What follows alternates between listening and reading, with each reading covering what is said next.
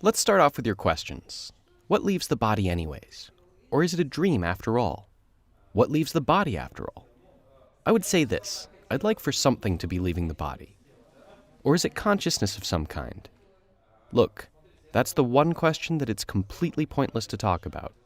I gave you an example yesterday of how even when you're in the physical world in objective reality, each one of us is in our own world, and everyone explains everything they see around them differently. From that point of view, it's useless to discuss what the phase is. But we can control it, we can use it. What leaves and where it goes, in my view, that's not important, because what's important are the tasks that you can accomplish there. In the end, that's what we should strive for. That's why you have a mandatory plan of action. That is, I'm trying to train you from the beginning not to just go there for some odd reason, but to accomplish tasks of some sort. At first they're primitive and simple, then they get more difficult, and the end goal of an experience is a completed plan of action, a completed task. Maybe the phase is some parallel world, maybe it's somewhere inside the brain, maybe it's something else entirely. Nobody knows for sure, and I can't say what it is for sure either. You know, nobody even knows for sure what the physical world is. Even scientifically speaking, you can't say what physical reality itself is.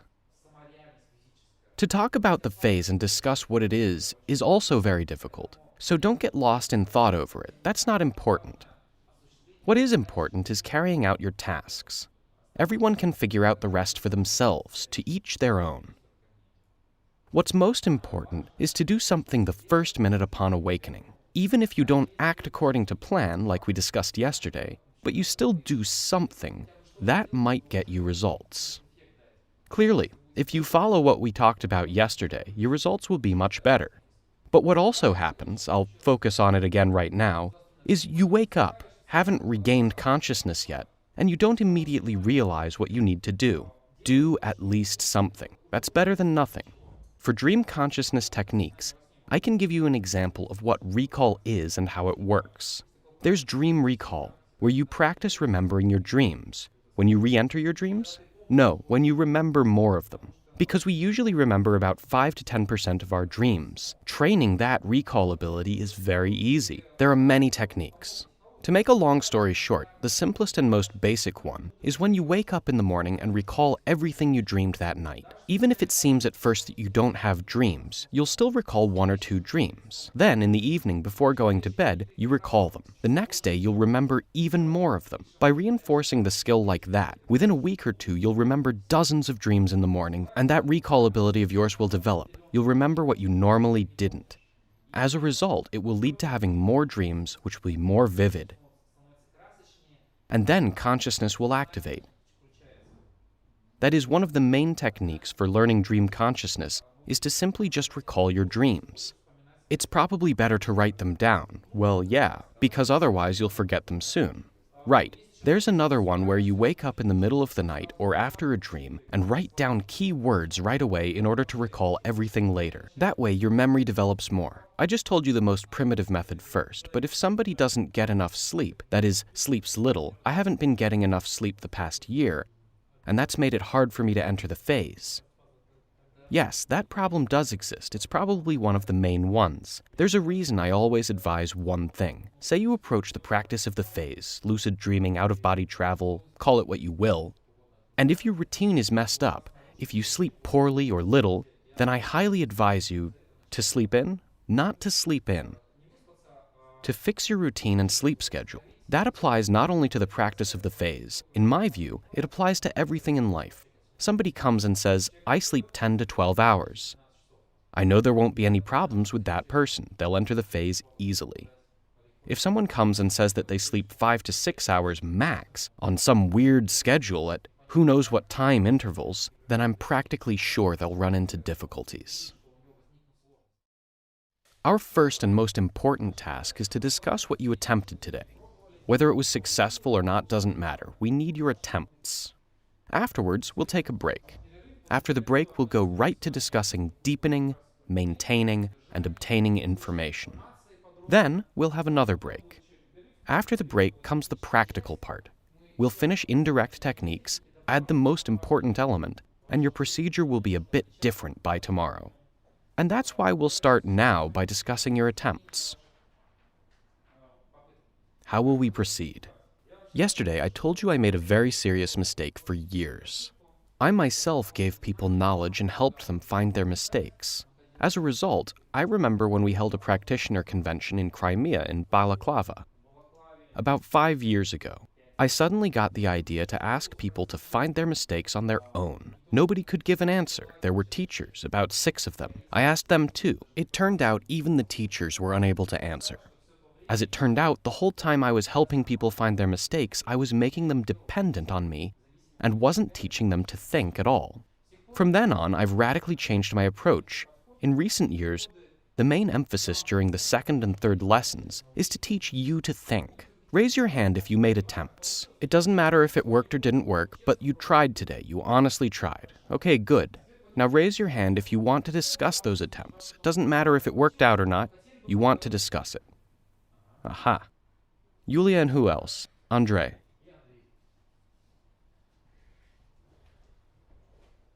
Andrei, you're the teacher. And Yulia, you're the student. Andrei, ask Yulia questions and help her sort through her actions. If it doesn't work out, we'll join in. I dreamed that we were in this classroom and all doing all the techniques that we practiced yesterday. We made attempts. That's when I realized the room wasn't exactly the same as the one we had been in. And so I thought, that means I'm sleeping. Andrei, when somebody realizes they're sleeping, what's that called? Well, they're already lucid. Is that the phase or not? Yes, it is. So as soon as you've realized you're dreaming, that's no longer a dream, it's the phase. Please continue. I started looking for a mirror, but there wasn't one in the room. So I immediately had this plan in my head, find a mirror. But the table was still there. The top of the table was glass, and I took a look. I saw my reflection and figured everything was fine. Then I thought, right, I have to eat something. And I found a bowl of cherries and ate them. But where did you find it? It was nearby on the table. That is, while I looked in the mirror, I already had in mind my next goal, that I needed to eat something right then. And accordingly, I already imagined that when I raised my head, the bowl of cherries would be nearby on the table. And it was. And I ate a cherry. I tasted it. Well, the taste wasn't really like it is in real life. That is, it was really quite bland. This was all like a dream, or was it really vivid, lucid? Did you chew it right in your dream? Yes, I chewed it right there. There was even a pit inside. Then, what you saw on the table and your reflection, what exactly did you see there? Did you see your own reflection, or something else? What was on the glass table? I saw my own reflection. Was it the usual one, like now, that is, a real reflection? More or less, yes. Maybe my hairstyle was a bit different, my clothes were different somehow. But I didn't notice anything strange, as it were. That is, you completed the task. What was next? Next, I went to eat cherries. There was also my personal plan, item 3. But I didn't get there, unfortunately. My dream started coming to an end, and I decided to run faster. There was a door nearby, and I pictured opening it and carrying out my goal. I wanted to look at the Milky Way, at our galaxy from the outside. I was already running to the door when I realized the dream was ending, and I ran out to the door. But what happened? Did you wake up? I didn't wake up. It was more as if the picture faded. Then another dream started, but I wasn't conscious for it. That is, you fell asleep. Yes. Okay. Andrei, do you have any comments or questions? I can't say right now. Okay? Before we ask Andrei a question, Yulia, what about the degree of realism of all those sensations? If we have 100% vividness of perception right now, what was it at that moment? I think it was about 60% that of real life. Okay, Andrei, what is to be done in such a situation? We're talking about the phase when ideally there's 90 to 100% the realism we have right now. But what did Yulia need to do? It seems to me it was necessary to try to touch and feel everything, and then maybe the effect would have intensified. Yulia, did you try something like that? Well, honestly speaking, no. I simply had such limited time and tried to pull as much intensity as possible. That is, for me, my plan lagged behind the dream. That is, emphasis on your plan was greater? Okay, today we'll be discussing how to deepen and stabilize the state. Andre, was it the phase or a dream? What main signs should there be? Seems to me Yulia said she realized it was a dream and that she started to control it herself. Or maybe it just seemed to her she had become conscious. That is, Andre is right to say there should be awareness in the phase. First of all, there should be awareness. If there's not awareness and self-awareness, it's anything but the phase. So what indication from Yulia's story shows that she really had awareness? It seems to me that she had goal-oriented actions. She got a reflection in the mirror. That is, a plan of action. She recalled her plan of action and started to carry it out. Indeed, that is one of the main indications of awareness being there. A person realizes they had a goal and starts to do it. Because if it were a dream, you would be doing everything but what you really want right now. Overall, correct. Okay. Here we've found a difference from dreaming. Awareness was definitely there. Next, say I'm sitting, listening, and suddenly it seems to me that Yulia had imagined it all. That may very well be. She imagined it, made it up now, or maybe read too much into it. What else should be in the phase? Seems to me she should feel everything. It's one thing to imagine something, and another to feel with your body that something is happening. Okay, let me rephrase that. What shouldn't be in the phase? When you're in the phase, what shouldn't be there? Perhaps Yulia will take a guess herself. Using these questions, you can figure out whether it's the phase or not. What shouldn't be in the phase? The sensation of lying in bed. Yes, absolutely correct. Igor noted that in order to realize whether or not you're imagining, you need to take that primary indication into account. For example, I have a very powerful imagination. I can imagine or picture anything. Say I'm flying somewhere or walking somewhere. But that's in the imagination, because I still feel I'm sitting on my chair. Why does the phase scare people? One reason is that a person is walking somewhere and realizes they don't control their real body. They remember their body is lying somewhere, but can't feel it in any way. They get scared. What if something suddenly happens? That is, they don't have to have that fear, but the point is they don't feel their body. That is, what question should we ask Yulia? Didn't she feel her body? Right, that is, was Yulia walking around in terms of sensation when she looked at that table, or was she lying down and imagining that table? Where was Yulia in terms of sensation? In terms of sensation, in the same place where I saw it all. So, you were there in terms of sensation. That is, you didn't feel yourself sleeping in your bed. Right. Okay, that's one of the main signs that you're in the phase. Having awareness, we checked it off with the plan of action. The next question is whether or not she felt her body. Yulia says she didn't. In terms of sensation, she was there. And there's also a third hint. You can imagine whatever you want, but it's impossible to imagine the phase. That is, say I have a very active imagination. I can imagine I'm walking, flying, and so on. It would be quite vivid and realistic, but it's not the phase. It's impossible to imagine the phase. That is, the experiences are too realistic and too engrossing. You can't imagine them. That's my personal advice to you from the start. I also made some other attempts in the morning. With the indirect method, it didn't really work for me. That is, towards the end, I managed to achieve some changed sensations in my body.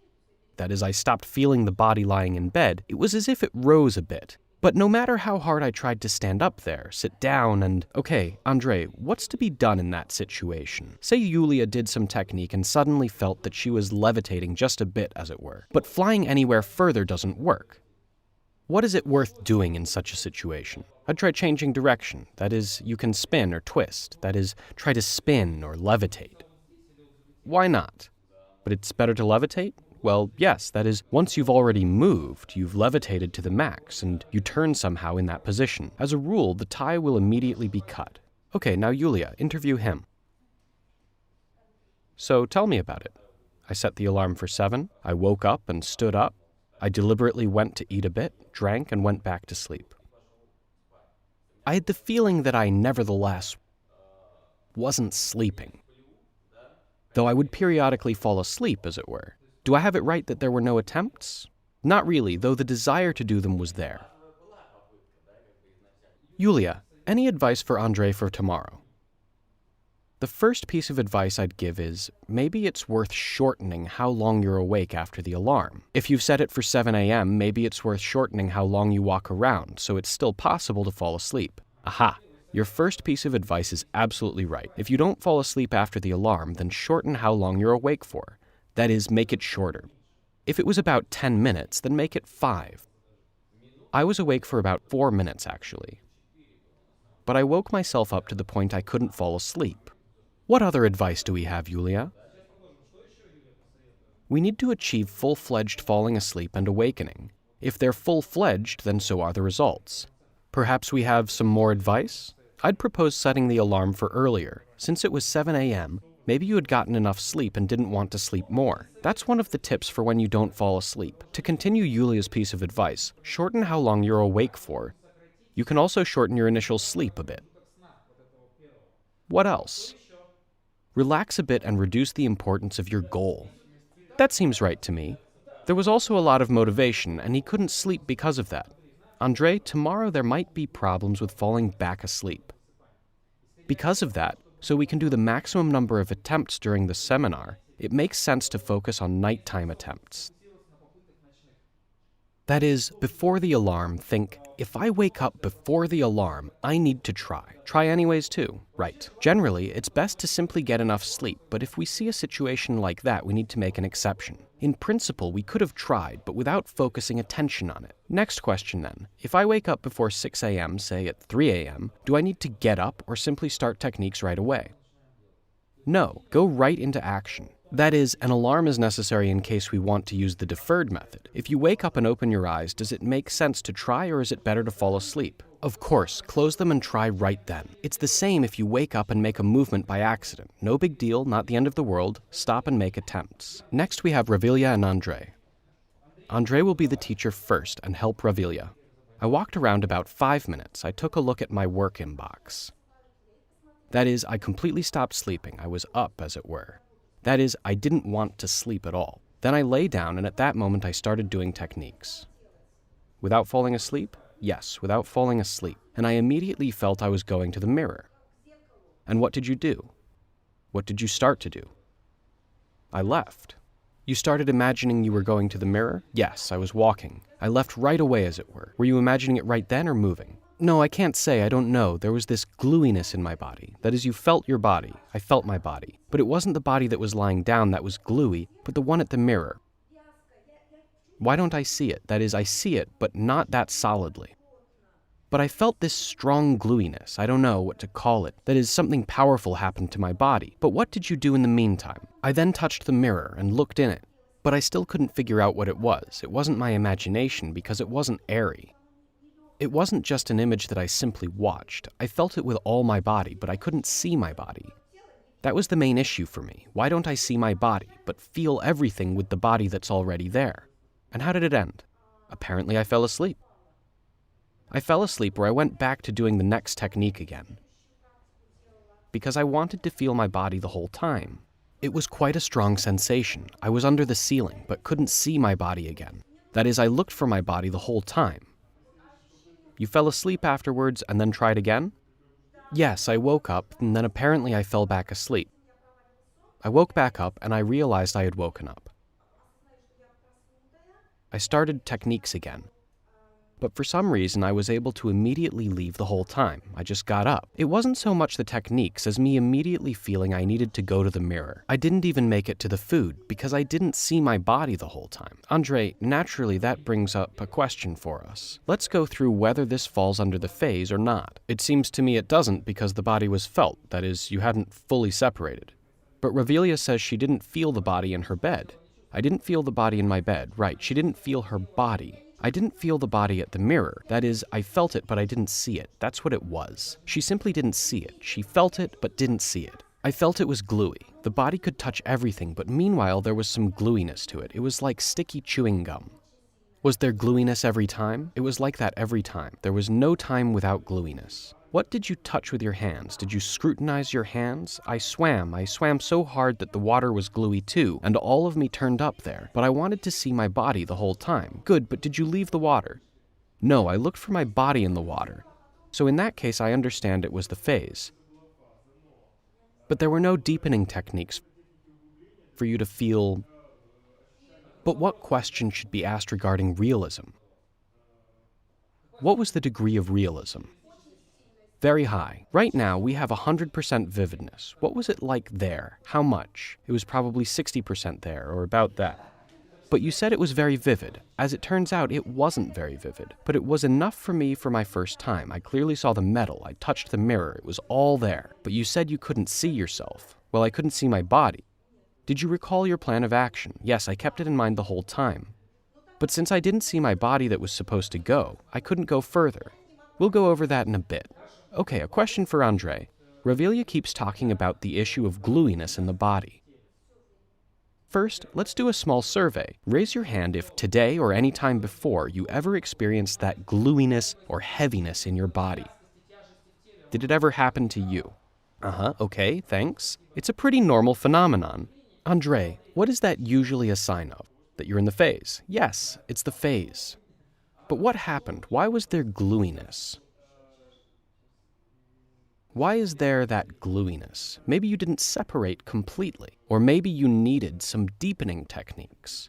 Damir, why does gluiness happen? It's not a fully realistic phase. Right, a non-deepened phase. As a rule, it's simply a sign of an unstable phase. The feeling something is not right. It's simply not carried through to the end. And there's no deepening, which we'll talk about today. That happens quite often on separation. Today, we've already spoken about that heaviness, that gluiness. You start to separate and you're pulled back. It's all along the same lines. That is, in this case, you were able to go, but movements weren't unrestricted. That is, there's the sensation your body weighs a ton. You get the sensation of being pulled back by rubber bands. That all means you're in the phase, but it's not deepened. You didn't switch over completely and your body is dragged back. That is, all things considered, it's the phase. Look, if there was consciousness and you didn't feel your body in the bed, it was the phase, but in this case was not completely deepened. Now here's the main question for Andre. What was the main issue? I think you simply need to imagine your body or forget about it and simply carry on, and it will appear. Yes, look, it turns out Ravilia was hung up on the fact that she should see her body. She decided she should see it and feel it no matter what. With complete deepening, what do you think would the presence or absence of the body be an issue? Would there be such a problem? If there were 100% realism, would there be a problem with the body? I think there wouldn't be a problem with the body. It would appear on its own. Now I remember I walked around the room, touched it, and then I didn't have that gluey body. So apparently there were periods without gluiness. Realize entering the phase is not like going out a door and closing it behind you. It's this free-floating state of mind, and a free-floating state of sensations too. Now there are vivid sensations, now there aren't. It's the same with consciousness. Now you're fully aware, now you're half awake. We'll be discussing that later. As regards the very first case that Ravilia described for us, you didn't notice anything? Was there a departure from the procedure? She didn't fall asleep, she immediately took action. But everything still worked out. In fact, that's the direct method. Right, we'll be talking about it tomorrow. There are several ways to approach the direct method. In fact, you inadvertently used one of them. That is, wake up, but instead of falling asleep in order to wake up again, go and lie down to start doing techniques. And you inadvertently did that. It worked. Well, we'll talk about that tomorrow. In fact, Andre was right to say, you just need to get up, walk around, and fall asleep so you can wake up and try techniques. In fact, when I watched your video lessons, I did exactly the same thing. That is, I woke up, did some activity, then I lay down and immediately went into action. And after a few days, everything worked for me, namely with the direct method. On the third lesson after the second night, people sometimes tell interesting stories about how it worked for them. Until then, a person has heard how it's working for others, but nothing has been working for him the whole time. And now he wakes up for his last attempt. He already knows it's time for lunch, that he won't fall asleep anymore, and that he's woken up for good. It doesn't work for him again, and he thinks, what's going on? Everyone can do it, but I can't? I'm going to up and do it for real now. I'm going to just up and do it right now. And he up and does it. And as a rule, he separates immediately without any techniques. So that desire to up and do it now, I also spoke about it yesterday, it's indeed decisive. What's needed is confidence that I'm going to up and do it right now. Not, I'll try, or I should up and do it now. When you wake up in the phase, and you practically always wake up in it, your emotional state is the decisive factor. Andre, tell us how it started for you. I went to sleep around 1:30 a.m. with the intention of waking up. Meanwhile, I set my alarm for 6 a.m. I fell asleep and slept well, but woke up at 5 a.m. And I immediately thought, okay, I woke up before the alarm, I need to try. I start to try. I imagine myself at the mirror. I start to look in the mirror, I try to feel the mirror, and I see some skeleton in the reflection of the mirror. And some mummified hands. I got scared and woke up. I thought, okay, that was interesting, but something wasn't right. Were you aware that you were asleep, that you were looking in the mirror? I was fully aware that I should have a plan of action, and didn't feel my body, and then I simply got scared. But did you know you were dreaming? Yes. You knew it was you and saw that in the mirror. No, I didn't know. That is, I got scared that maybe that was me in the mirror. I woke up, I looked at the clock, it was 5 a.m. I turned off the alarm for 6. I drank water, I walked around for literally 5 minutes, and I lay back down with the intention of waking up again and entering the phase. In all, I did about 6 or 7 more attempts. Of them, 2 or 3 were attempts that started right, but ended suddenly. And one attempt was completely successful. I went up to the mirror, started to palpate it, I tried to see myself in the reflection. This was the very beginning of the attempt? Yes, and I'm already standing at the mirror right then. But the image in the mirror is blurry. It looked like me, but it wasn't clear exactly who it was. And that's when my girlfriend appears and starts talking to me. And I say, listen, dear, you know what? I've just entered the phase. I need to go eat. Listen, we'll talk later. I go to the kitchen and make myself a protein shake. I usually drink a protein shake in the morning. And I start to drink it. All the while, I walk around the kitchen and scrutinize everything. Right then, as I was drinking the shake, everything around quietly started getting more and more realistic. That is, I got to the level of hyper-realism, when I already felt everything absolutely realistically. Even the protein shake tasted much better than usual. Then I drank it down and thought, I need to carry on. On to the next item in the plan. I wanted to influence my physiology, but I got lost on exactly what I should do. And while I was thinking and deciding on what exactly I should do, I woke up. Afterwards, there were another few attempts that were not so successful. But I noticed this time I tried regardless of whether I had woken up with closed eyes or open eyes, or whether or not I had moved. The rain was also bothering me, and it was thundering. And I didn't have earplugs. In the end, I got under my pillow to hear less sound, and everything worked out more or less. Andre, at what moment did the mirror appear? How much time had gone by? Was it a long time or not? Well, I started to imagine the mirror itself. At first I was simply imagining it, and then it started to materialize just when I started palpating it. And that's when the image started to appear. The body in my bed disappeared almost immediately. That is, when I started to imagine the mirror, I still felt I was lying down. And then I zoned out. That is, I switched completely over to the mirror to the sensations that were at it. After the experience, did you get a feeling of satiation from drinking? Satiation? The feeling of your stomach being full. I enjoyed the taste, it was rich and interesting. But no, there was no feeling of being full. Look, we'll be discussing that tomorrow. Unlike real life, where having food, the taste of food, and the effect of food are all tied together, in the phase it's all separate. You may have a feeling of fullness without eating anything. You might enjoy a taste without food. You might not taste anything as you eat, and so on. And you might have them all at once. We'll be talking about that tomorrow. It's all separate there, and only might be tied together. But it also might not be tied together. That is, you might get a feeling of being full without having eaten anything. But that's another topic for another day. Igor and Irina. Igor will be the teacher first and help Irina go through her attempts. Irina, tell us how you did it, according to the procedure. From the very beginning, from the moment you set your alarm and woke up, what did you do? I lay down and set the alarm for 6, with the intention that if I woke up earlier, I would go into action right away. And that's exactly what happened. Meanwhile, I woke up wide awake. I looked at my watch, it was 4:30 a.m., I immediately closed my eyes and went into action. Well, I went to look for the mirror. And what exactly did you start to do? How did you go look for the mirror? Well, I didn't even imagine where it was. I don't even know how to say it. Somehow it all just worked out for me on its own. That is, you imagined yourself at the mirror, or you imagined where the mirror was and imagined how you walked there? Yes, that is, I walked there. You started imagining you were going to the mirror. Yes, I'm walking. And I just start to palpate it there. But for some reason, I didn't see myself there. That is, I'm just standing and feel that I'm standing at the mirror. That is, you felt you were standing at the mirror, but I had thoughts at some point, the feeling that I had done something wrong somehow. Maybe because I didn't see myself there. You didn't see yourself in the reflection. Right, I didn't see myself in the mirror, but you did see something. Did you see the mirror? I saw the mirror, but I didn't see myself in the mirror. Okay, and in terms of sensation, were you in the bed or were you completely in front of the mirror? Did you feel your body lying in bed? Yes.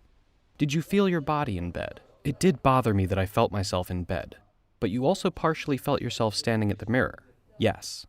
But at the same time, it seemed to me that I had thought it all up. Now Igor will tell us all about it. Please continue. Next, I thought it wasn't working, and I started separating. And how did you start separating? What do you mean? I tried to levitate. That is, you felt you were fully in your body again, lost the sensation of yourself at the mirror, and started levitating? Yes, I started levitating. It seems levitating worked out for me, because it was easy. Then, I went back to the mirror. But again, I didn't see myself there, and at some point, apparently, I fell asleep. Because then I woke up and tried to do it again. For some reason, I'd always fall asleep. I didn't make it to eating, let's say. But it seemed to me I walked around and tried something there. That is, it seemed to you, or were you really walking around? Did you feel the body on your bed? Half and half, I think. What do you think? Why did I bring a glass of water right now? Could you explain to Irina what happened to her? So, I wouldn't say that what happened to Irina was incomplete separation. However, you didn't put your all into the technique you were doing. Like Michael said yesterday, using water as an example. You should put your all into the technique so your sensations pour over. What you were able to do was pour yourself 50% into it. That is, it's as if you're both standing, feeling something, and lying down. What Igor said was absolutely right. What needed to have been done, Igor? It was necessary to stop the excessive analysis of the situation, continue to palpate the mirror more intensely, and put your all into the techniques with the goal, I'll do it right now. That is, carry on with your actions. Yes, carry on with your actions no matter what and pour yourself over. That is, you're standing at the mirror and continue to touch it even more intensely. And the fact that you don't see yourself doesn't matter. After all, I didn't say you should see yourself. I said, come and tell me what you saw there. You didn't have the task of seeing yourself. That is, that's one of the problems. That is, there was an expectation, and you thought, why aren't I here? That means something's not right. And now, Igor, show us what Irina did using the glass as an example. That is, at the beginning, she did pour herself over. That is, she poured herself in halfway and then went back. That was due to too much analysis of the situation. Irina said to herself, something's not right. She returned back and started all over again. She started all over. And so Irina poured herself over the whole time without fully pouring herself all the way. How long did you walk around after the alarm? 10 to 15 minutes. Okay, then you lay down. Did you try to fall asleep or start doing it right away? Yes, I tried to fall asleep and relax. And you weren't able to. I wasn't able to, but I decided to do something anyway. That is, I went up to the mirror, but in the bathroom and not the hallway. Please explain to us how you went. How? That is, did you stand up and go? First, I wiggled my body in order to just get out of it. That is, you started doing rotations, turning around your head-to-toe axis? Yes. And at some point you rolled out. And what happened? And it seemed to me that I had stood up somehow. Yes, you stood up. And when you stood up, how was it in terms of sensation? Were you in bed or fully on your feet? Or were your sensations that of standing up? I saw that I had stood up. You saw from the outside that you had stood up. I don't remember whether I felt myself in my body. Look, when I stand, now I've stood up and am standing. My sensations are that of standing. Did you have the same sensations that you were indeed standing? No, I had something else. I simply saw myself from the outside. That is, you saw yourself from the outside? Yes. It seemed to me that I had thought it all up again. That was every time. And your body? Meanwhile, did you feel your body in bed? The body in the bed, did you feel it? You're lying in bed and see that you've also gotten up? Well, yes, but afterwards it seemed to me that I had eaten something after all. But how did it seem to you? You went to the kitchen, or was there something nearby? I then felt myself in the kitchen. I was sleeping there, actually. Okay. Excuse me, I have this recurring question. Irina, why do you keep saying seemed? What makes you use that word? That is, what's the catch? What's missing? Yes, I simply don't know what it is anyway. For me, this is some mysterious stuff, as it were. That is, you can't sort through it, and so you're experiencing doubt. Now Igor should tell us what it was. Seems to me it was not a completely realized phase. During the first attempt, first of all, then there was a visualization, during which there again occurred a not completely realized phase. Okay, Igor, in the situation when Irina saw herself from the outside and stood up, as it were, what was that? That was visualization. But what does that mean? It appears to me that Irina saw herself and didn't imagine it. Yes, this feeling I was standing nearby, that is, what does that mean? It's clear she did not stand up herself, but what does that indicate? It indicates she was in the phase. Yes, she was already in the phase, and that's why her actions afterwards worked. Yes, you need to put your all into the technique more. No need to concentrate on what it seemed. Rather, you need to concentrate on your plan of action. Pour yourself into it. Yes, pour yourself into those sensations. That is, concentrate on those sensations that you have in the body standing at the mirror, the one that feels and touches. Now, Irina, help Igor sort through things. So I went to bed at 2 a.m., but woke up at 7:45 a.m. with my alarm clock. I stayed awake until 8:10, then went to sleep. I wasn't preoccupied with whether or not it would work. I fell asleep, I slept until 10:30. I woke up 3 times in the meantime. Each time I woke up, I immediately tried to imagine myself at the mirror. I imagined myself at the mirror. Afterwards, I was able to fall safely back asleep. That's all your attempts? All my attempts. Irina, what do you think that might be due to? He didn't get enough sleep? Feeling sleepy, not getting enough sleep, happens, right? Of course. If you hadn't gotten enough sleep, it'll be really hard for you. Naturally, you can enter the phase without having gotten enough sleep, but that's much harder. Here's a question. Maybe there simply wasn't that aggression we talked about here. Well, it's hard for it to appear when you want to sleep, but you're right. Let's look at it another way. Say Igor has gotten enough sleep but still falls asleep during attempts. In that case, the main factor would be a lack of aggression. That is, it should have been done intensely, and there's another reason why falling asleep might happen. Imagine not even Igor's situation if he had gotten enough sleep, but some person who is woken up and is starting to try to appear at the mirror. He tries, and falls asleep. Why might something like that still happen? One reason why you might fall asleep is if you drag out one of the steps of the actions. Say you try to appear at the mirror for 15 to 20 seconds instead of 3 to 5. Of course you'll fall asleep doing it, all the more so if you haven't slept enough, because you want to sleep. That is, dragging out techniques is a factor in falling asleep. And so, Irina, what should we advise Igor to do tomorrow, taking today's situation into account, for him not to drag out the mirror technique? And what else? To get enough sleep. You know, like on a day off, when you don't have to get up for anything, you sleep, wake up, and fall back asleep until it's almost lunchtime. At those moments, you're waking up in the phase the whole time. At any moment upon awakening, you can simply get up and go. It's the phase the whole time. You don't even need to think about it. The more you sleep, the more you get enough sleep, the more it works. Now raise your hands if today, or last night after the lesson, you slept, had some dream, and suddenly during the dream you realized it was a dream. Raise your hand if that happened to you today. Raise them and keep them up. 1, 2, 3, 4, 5, 6, 7, 8. This is outside the program, and I've given you a heads up about it. It might happen on its own, but it's also considered the phase, and we should carry out the same plan of action if we've become conscious while dreaming. What should be our first action upon awakening? The mirror. Our first task was to wake up and immediately appear at the mirror. Again, you don't need to immediately appear at the mirror your whole life during your practice of the phase. That's just our plan. Later, you'll change it, and will have any personal goal you want instead of the mirror. Raise your hand if you've woken up and immediately been able to appear at the mirror. Raise your hand if you've been able to. 1, 2, 3, 4, 5, 6, 7, 8, 9, 10. Raise your hand if you've been able to immediately separate. That is, immediately stand up, immediately levitate, and so on. During a secondary exit doesn't count, we don't count it.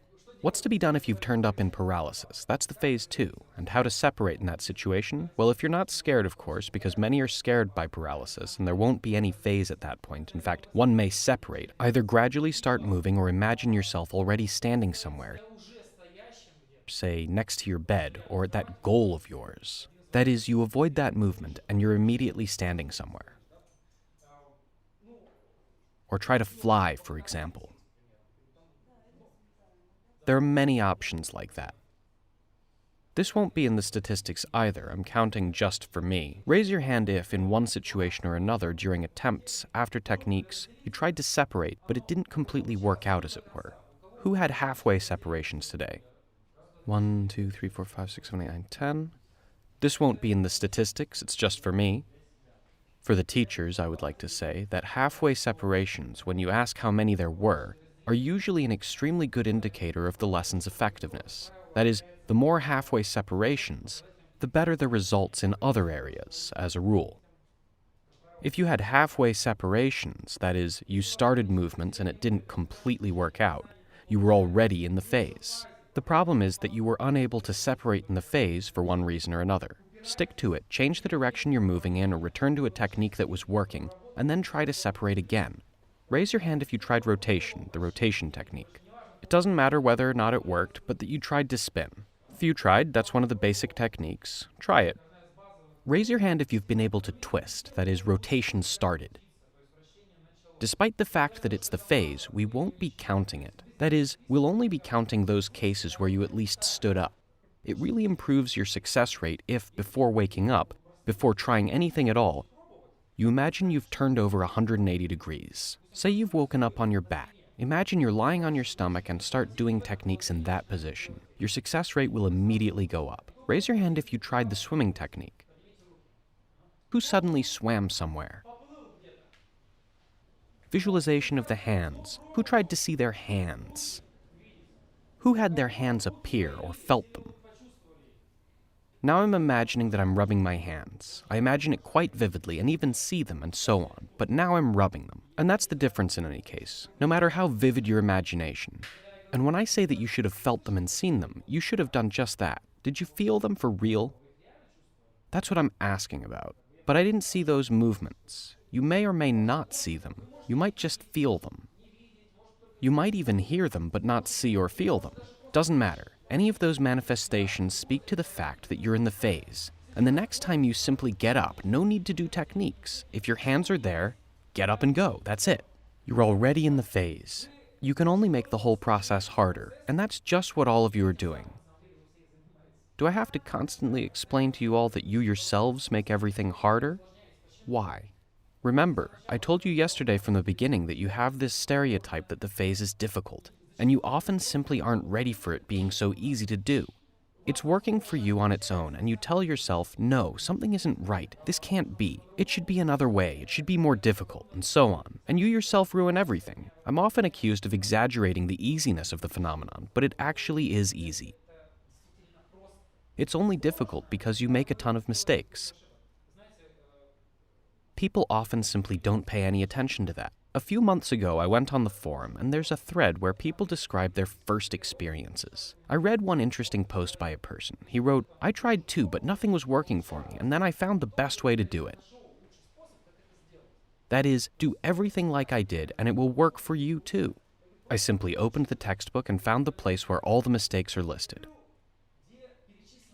I looked, and out of 16 mistakes, I made 10. I just fixed them, and everything worked for me right away. That is, people often say, I tried everything, it's not working for me. As a rule, they're making the full range of possible mistakes. You just need to fix them, and everything will become really easy. Deepening. Raise your hand if you've tried to imagine yourself walking around the room, touching everything, and so on. Raise your hand. Who was able to feel themselves walking around the room? Who did it work out for? Look, if you had slept before the phase and fell asleep after the phase, you might forget that experience. The phase has nothing to do with it. It has to do with human memory. You might wake up and do something, but it might disappear from your memory if you fall asleep right away. It's the same with the phase. If you fall asleep after it, your memories may disappear. Very often, people say, I remember that I was in the phase and it was realistic. And they come here and say, was I really in the phase after all? What actually went on with me? Because you fell asleep afterwards. Why are experiences during a daytime nap often the most vivid? Because the nap is short, and after the phase you usually don't sleep and remain conscious. And now, the key question for me, before the break. according to which I personally rate the effectiveness of the lessons. Raise your hand if one way or another, at least one task was completed, seeing the mirror or eating. So, for the lesson on theory, we have three main topics. First, a discussion of deepening. Deepening as stabilization of the state. Then comes maintaining. Then, we'll spend the most time on obtaining information: how, why, from where, what it is, and so on. Then we'll have a break. After the break, we'll reinforce another very important part of the indirect method, which will increase your future success rate many times. And so, our first task is deepening the phase. In this case, it's not about entering the phase, but stabilizing. Meanwhile, while we discuss deepening as a technique for stabilizing the state, you will better appreciate deepening as a technique for entering the phase. In fact, they're one and the same. Now I'll explain where the difference lies. Many misunderstand everything at first. Many think there's wakefulness. There's the phase, and what else? Sleep. Yes, sleep. And many take the view that there are three different states you can enter. Either you're awake, or you're in the phase, or you're asleep. That's quite a wrong view that makes it difficult to approach the phenomenon and what is actually happening to you. In fact, there's a spectrum of states, and it's a single one. These are all the various states of our consciousness, of our physiology, and not fixed states of some kind. For example, wakefulness is the entire spectrum of states that we call wakefulness. Say you've woken up and are lying down. You've awoken, as it were. You're lying half asleep. That's also considered wakefulness. You're at a training session somewhere, at some lessons. You're also in wakefulness, and in a very active state. When you're sleepy and tired, that's also wakefulness. If you're relaxing somewhere, drinking champagne with friends, that's also wakefulness. Though your brain is working differently there. That is, this is the spectrum of states that we call wakefulness. Sleep is the same. In non-REM sleep, either nothing occurs or there's some pointless monologue with oneself. Or some images and pictures appear. In REM sleep, entire episodes take place, including very realistic and nearly lucid ones, and we call it all sleep. That is, there's no fixed state of sleep, that's all untrue. And the point is that the phase also fits right in this picture. It's not just one state that you either are in or not in. It's an entire spectrum of states. Say you've woken up and it seems to you you've woken up and there's no phase at all. But in fact, you're lying in the phase. Or you've deliberately left a dream. Or you've separated, but your sensations are so vague that you can't even figure out if you're imagining them or they're real. That is, it's a very weak phase. Experiences can be realistic, 80 to 90% realism. The phase can be hyper-realistic, fully lucid and realistic. Sometimes you return back and you realize that some of your actions were the wrong ones. That is, there was something with your consciousness and you didn't fully wake up. Sometimes you have difficulty distinguishing where there was consciousness and where there wasn't, and you can't figure out what happened to you. What am I saying that for? We are striving for an ideal phase experience, one that's fully aware and realistic. But initially, it might start from wherever. And we've already encountered this many times today. People encounter a non-deepened phase, and it seems to them that nothing will work for them because of a lack of realism, of certain sensations. But in fact, you simply need deepening techniques. Look, there are an enormous number of techniques. You can read about them on our website, on the forum, and in our textbook. There's no point in listing them all. We'll talk about several mandatory ones tomorrow. That is, tomorrow you should come and tell me how you tried to deepen, and I'll give you some general information. All the rest is on the site, in the textbook, and so on. Kinds of techniques under sensory amplification. I've already told you that for us, sensations in the phase are like air here in reality. That is, you should feel sensations the whole time. You should feed on them. Why? Because first of all, if we speak of who I am now, you can say a lot about consciousness and where I came from, about destiny.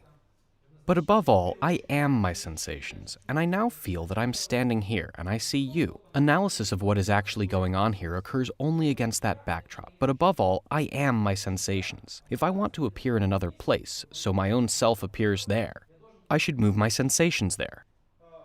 Before we talk about that, I would like to ask you all a question.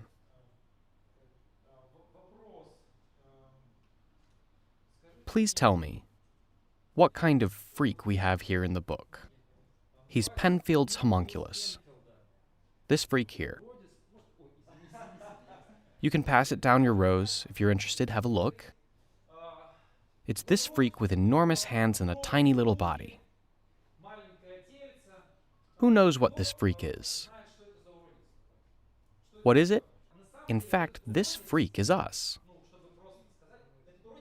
It's us from the point of view of our movements and sensations. They're both sensory and motor homunculi. That is, this freak with enormous hands is us from the point of view of our sensations.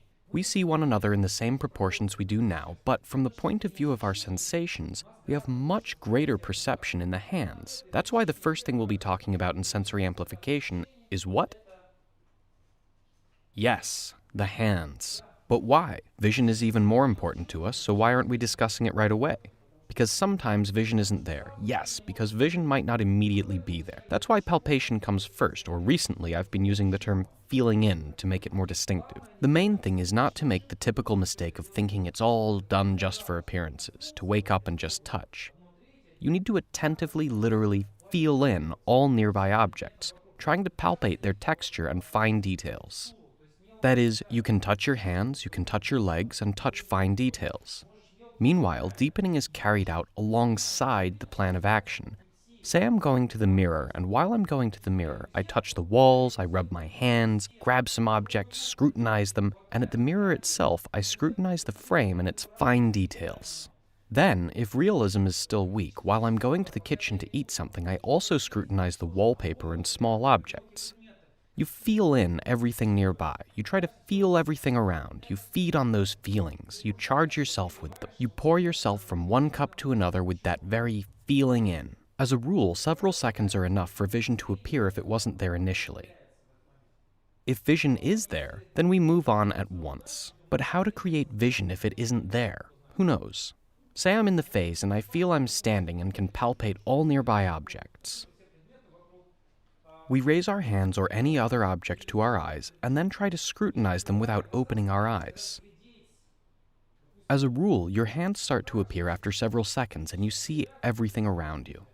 The main thing is not to open your eyes because in a shallow phase, opening your eyes leads to the possibility of you opening them in real life. So be careful with opening your eyes. That's why you can close them 100 times without having opened them a single time. Peering and peering in. Looking at your hand is like this. That's not deepening. Most likely if you look at it like this, in just a few seconds you'll be lying in bed. And if we scrutinize the fine details of the palm from a close distance by focusing our eyes, even if it had all been dim, it will become more realistic right then as soon as you start to scrutinize. As a rule, several seconds are enough to scrutinize everything around. Again, while carrying out the plan of action, we touch and scrutinize everything, and realism increases. The main thing is the fine details of objects and to never ever stay too long. Palpation is the same. If you've gotten up and stood still, touching one place for a long time, that's the same as relaxation and you'll be thrown out. You constantly change it up. That is, you touch one thing, a second, and a third. It's the same with peering. Saw one object clearly? See the next object clearly. No need to look at one place for a long time. Look, so as not to be returned during deepening, do it only while carrying out your plan of action. Earlier I made a mistake. I wrote in the textbook and said at seminars, separate, deepen, and only then do your plan of action. That was a mistake. You need to deepen during the plan of action because people often have their phase end while they're deepening. That is, tomorrow, I won't be satisfied with stories about whether you were able to enter the phase. If it works for you, I'll need to hear how you were able to achieve a high level of realism. You enter the phase, but some sensations are lacking. Say vision is dim. What needs to be done in that case? Yes, focus your eyes, start scrutinizing. If bodily sensations are lacking, start to touch everything with your hands and it will come. Everything is quite simple. Are some sensations lacking? Sharpen them. Focus your attention on them, and they will start to improve right then.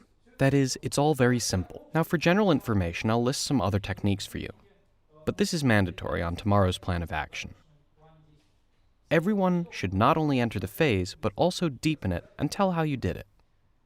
For general information, I'll list other techniques for you that can also be used. Remember how we said the phase may simulate expectations if control is not there? In deepening, this can be used without a hitch. After separating, focus your attention on being not somewhere out in the phase, but in being your physical body in physical reality. Well, of course, don't just stand there. You should go somewhere right then. Focus your attention on you walking in the physical world, in your physical body. That is, this self-deception occurs. You focus your attention on your being in reality with your real physical body. The phase becomes realistic right then. It plays along. That is, so we're in reality, okay, and you get reality. I found yet another technique on the forum. I simply went on the forum and deepening was being described in some thread.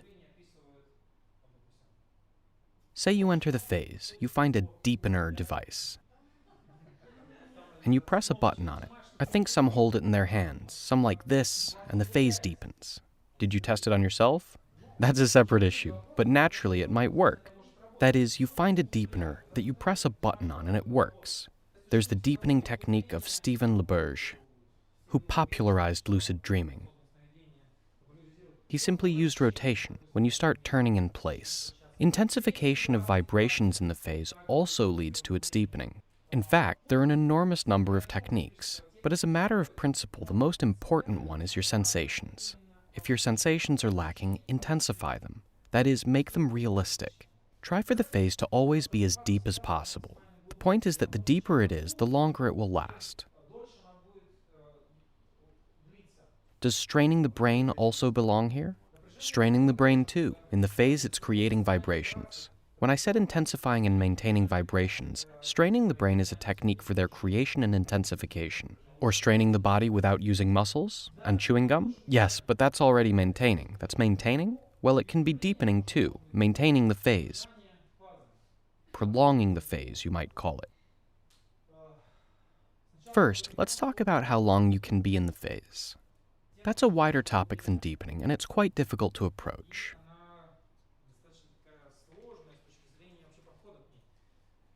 I'd like to tell you right away that evaluating the duration of a phase, in time that is, in minutes and seconds, is one of the biggest mistakes you can make in your practice. Don't focus on how long you're in the phase in terms of minutes, seconds, and so on. That's a pointless, meaningless goal. Success at being in the phase should be evaluated only by completion of the plan of action, and how many necessary, predetermined tasks you did. How much time it takes doesn't matter. What's important is that you have goals and accomplish them. A pointless, abstract goal like how many seconds or minutes you're there has no real justification. A goal in maintaining is necessary so that you can carry out your predetermined tasks. As regards how long you're in the phase, it's very individual. There are people who struggle with maintaining and are always quickly returned from the phase. We had a case at a seminar when one lady, her story was interesting. She had thought everyone who did the phase was crazy, or some kind of psycho. She had friends who did it, and her friends somehow persuaded her to try. She tried, and it turned out that she had a predisposition for it, and it worked for her quite easily. And they were at the seminar as a group. And once I talked about maintaining at the second lesson, she discussed at the third lesson how that really got to her because she didn't realize what it was about or what it was for.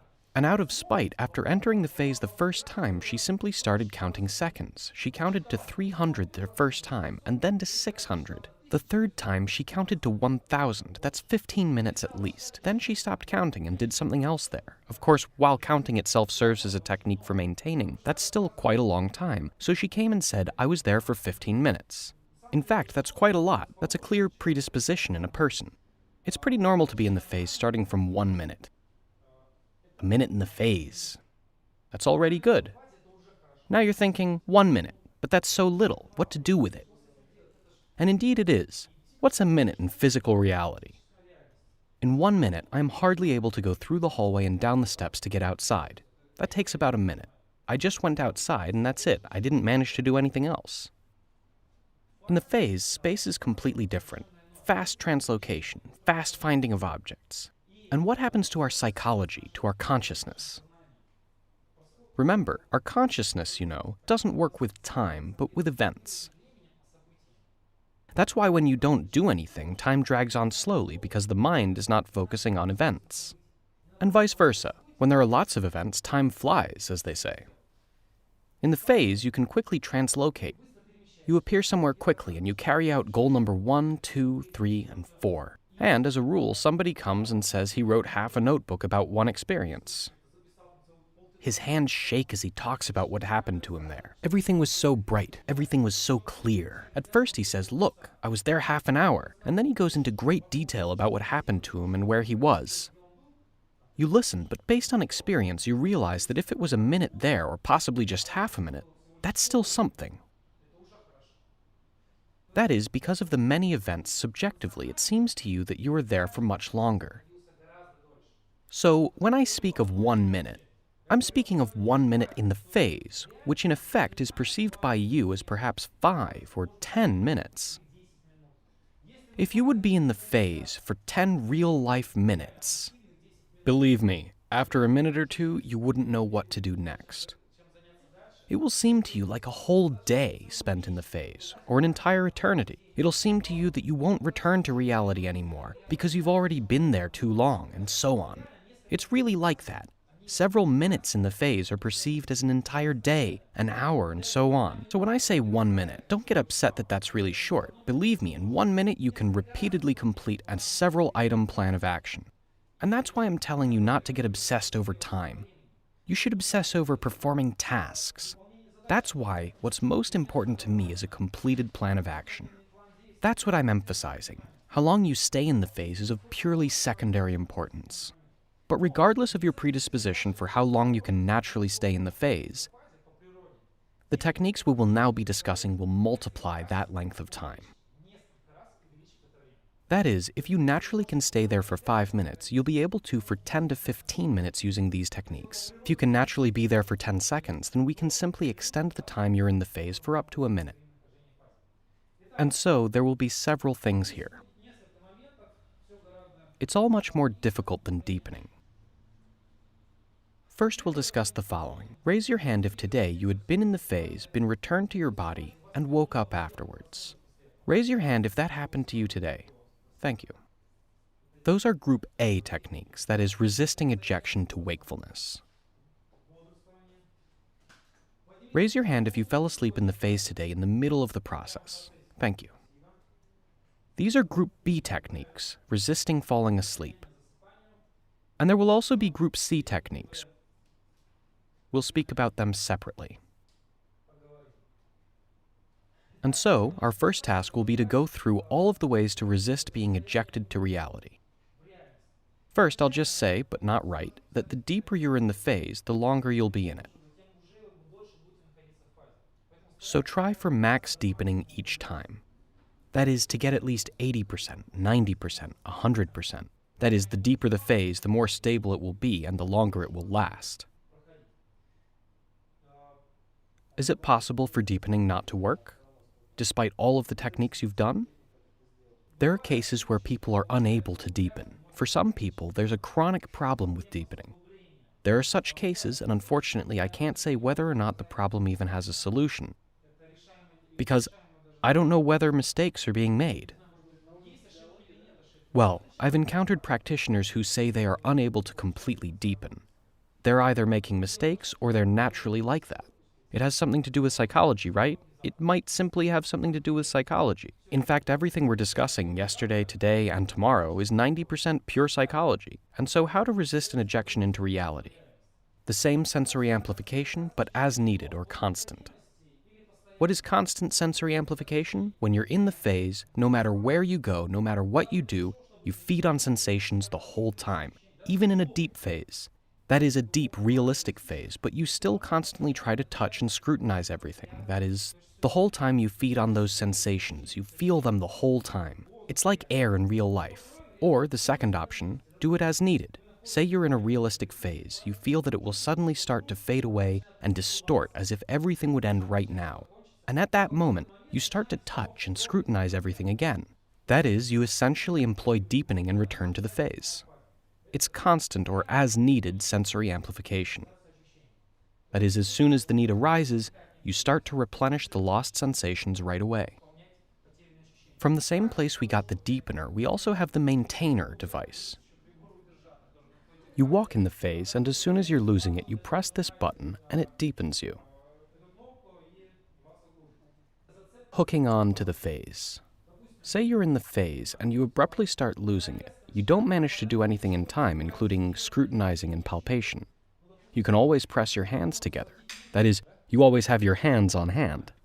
And you suddenly feel that everything is fading away, distorting. All is lost, and you'll turn up in your body. And that's when you press your hands together. The idea, the point, is that you suddenly get sensations. You're lying in bed, you feel your body, you feel your room and your bed. But inasmuch as you've pressed your hands together there, you won't feel your physical hands. You feel only the hands that are pressed together. And starting from them, you can wiggle again and enter the phase, that is, hooking onto the sensations. Not necessarily the hands, you can grab onto some object. And your tongue, bite your lip, that is, hook onto something with your sensations.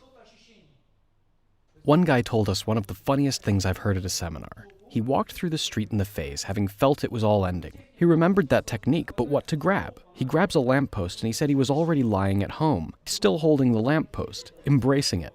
And starting from that lamppost, he resumed the phase again. That is, hook onto sensations. Forced falling asleep. What is it? Walking in the phase, you feel it's starting to end. Actually, it also works for deepening.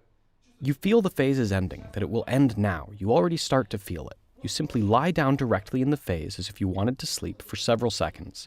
Just lie down anywhere, on the floor, on the ground, and for several seconds, as if you were falling asleep for real.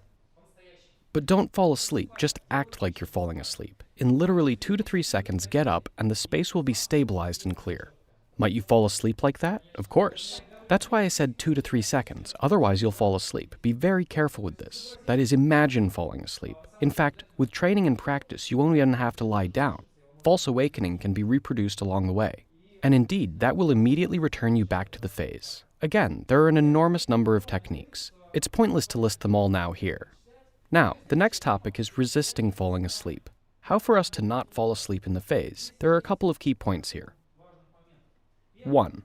Constantly realize falling asleep is a possibility. That is, you should constantly realize that you might zone out and fall asleep. It might seem trivial, but constant awareness of the fact that you might zone out really focuses your attention and consciousness. That is, knowing that you might zone out, you proceed much more attentively during certain events, not getting sidetracked. And that maintains your awareness. Meanwhile, the most important factor is probably remain an observer. I'll explain now what remain an observer means.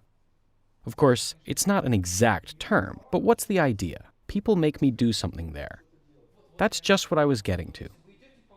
Say you're walking along the street in the phase, and you see how a bunch of people are discussing something there.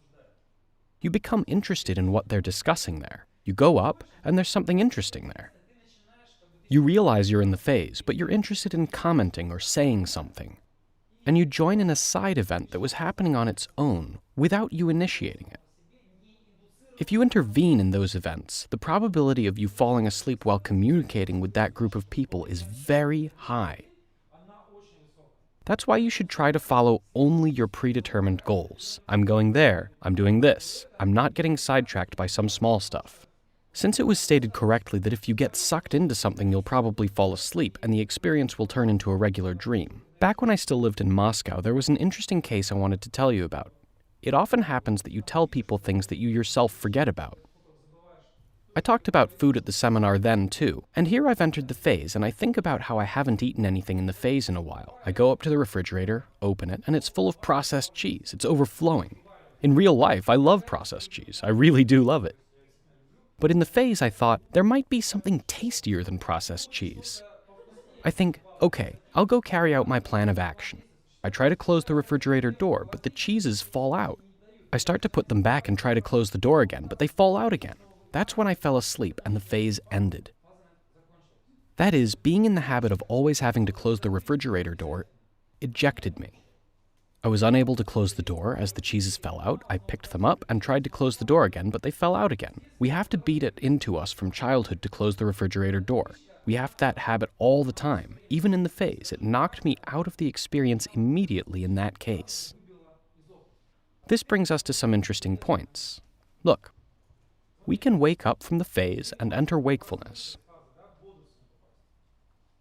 We can fall asleep. Tell me, please, what else can happen to us? Here's a shocking fact.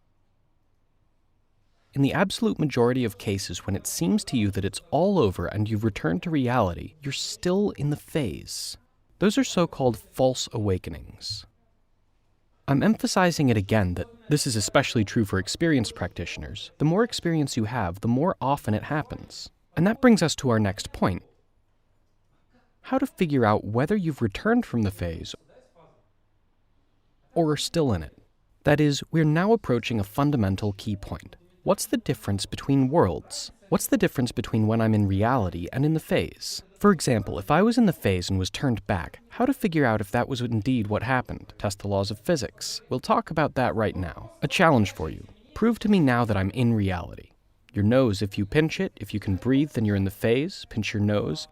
A well-known technique, especially in the West, is to try to breathe through a pinched nose.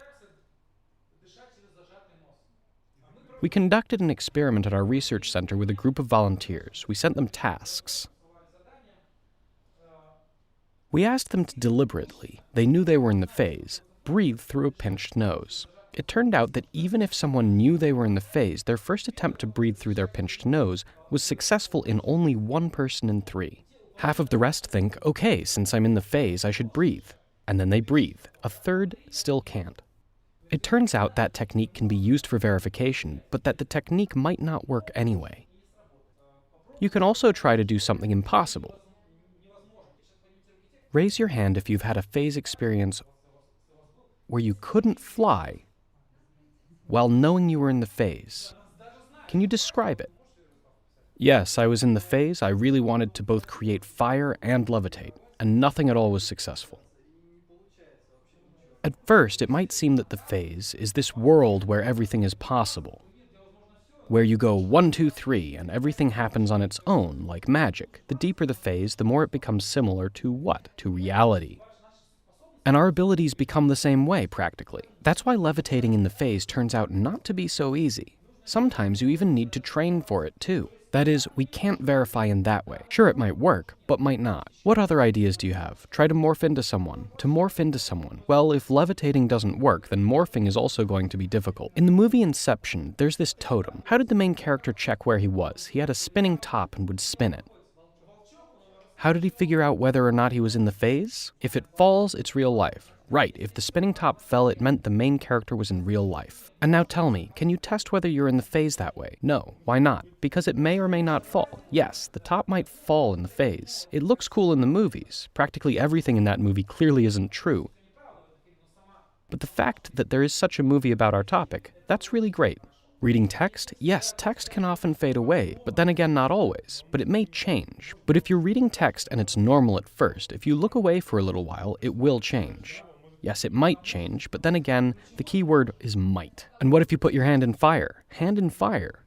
And if you're in real life? In real life, you're burn your fingers. So you're ready to get burned to find out where you are? We had a case where a lady also proposed cutting off her arm. She goes, "Whoa, I cut my arm off. Aha, I'm in reality." Look in the mirror? But what do you see in the mirror? Why do we need to look in the mirror to check where we are? Because in real life, there will always be a reflection, but not in the phase. But in the phase, it's conceivable that there will be a real reflection there too. It's possible, but it's more likely that it won't be quite realistic. One of the best methods, I'd like to emphasize this is not absolute, is hyperconcentration. Peer into the fine details of objects from a close distance. At first, when you look, it will come into sharp focus, but when you continue to focus your attention for a long time on some small object, the space will not hold up against excessive concentration, and it begins to distort, get smoky, dissolve, change color, and so on. But even that method is not absolute. There is no 100% way to determine whether or not you're in the phase. But having conducted several tests, say with a pinched nose and hyperconcentration, the first test tells you you're in reality, while the second test indicates that you're in the phase. There's a psychological aspect. The very fact that you've returned from the phase and have doubts as to where you are means there's a 90% chance that you're still in the phase. The question was, but you need to check? If you don't check, what will happen? You've been returned to the body, let's say, and weren't able to enter the phase again. You've gotten up, walked around, and fallen asleep because you woke up in the phase, or you don't realize that you're still in the phase until something unusual happens. Now, a few rules for maintaining. Some of them will each help to enormously prolong being in the phase. The same goes for maintaining. Number 1, you need intensity the whole time.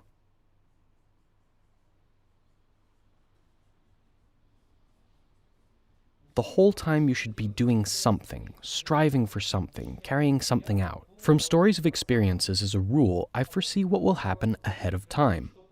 Say somebody comes and says he separates from his body, goes to the window, and starts scrutinizing. I already know he'll say next that the phase ended. Why? Because he lost his focus. Right, he went up, relaxed, and starts scrutinizing the space from far away. In order to have intensity, what do we need?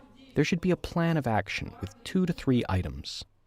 Moreover, they should be predetermined. I always have a plan of action at every moment. Even right now, I'm recalling my plan of action while I'm talking about it. Because what if I'm in the phase now? That is, I always know my plan of action. I always know what I'll be doing in the phase. You can always tell apart an experienced and advanced practitioner by his or her having a plan of action, and for each phase at that. Clearly, if you have 10 phases a night, maybe you don't always get to your plan, but that's your choice. But a plan should always be there. For that very reason, a plan of action was mandatory for you.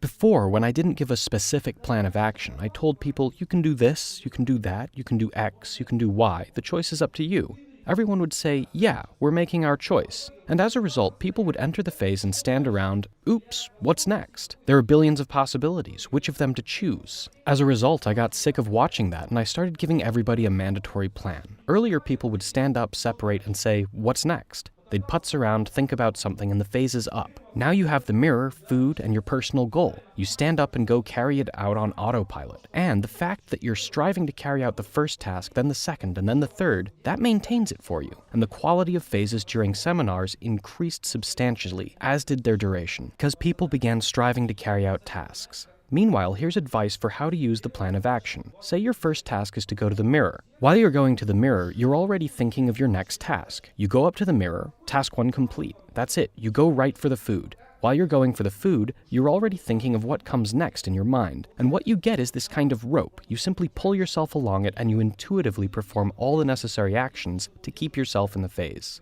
That is, a plan of action is highly necessary for having a high-quality experience. Now look, trying sensory amplification and deepening was mandatory for you all. And now there's one more mandatory thing for tomorrow that I'll require from everybody who enters the phase. That's secondary exit. What does it look like? You come tomorrow and say, I entered the phase, went right for the mirror, and carried out the task. Right then, I was returned back, and we all ask together, and?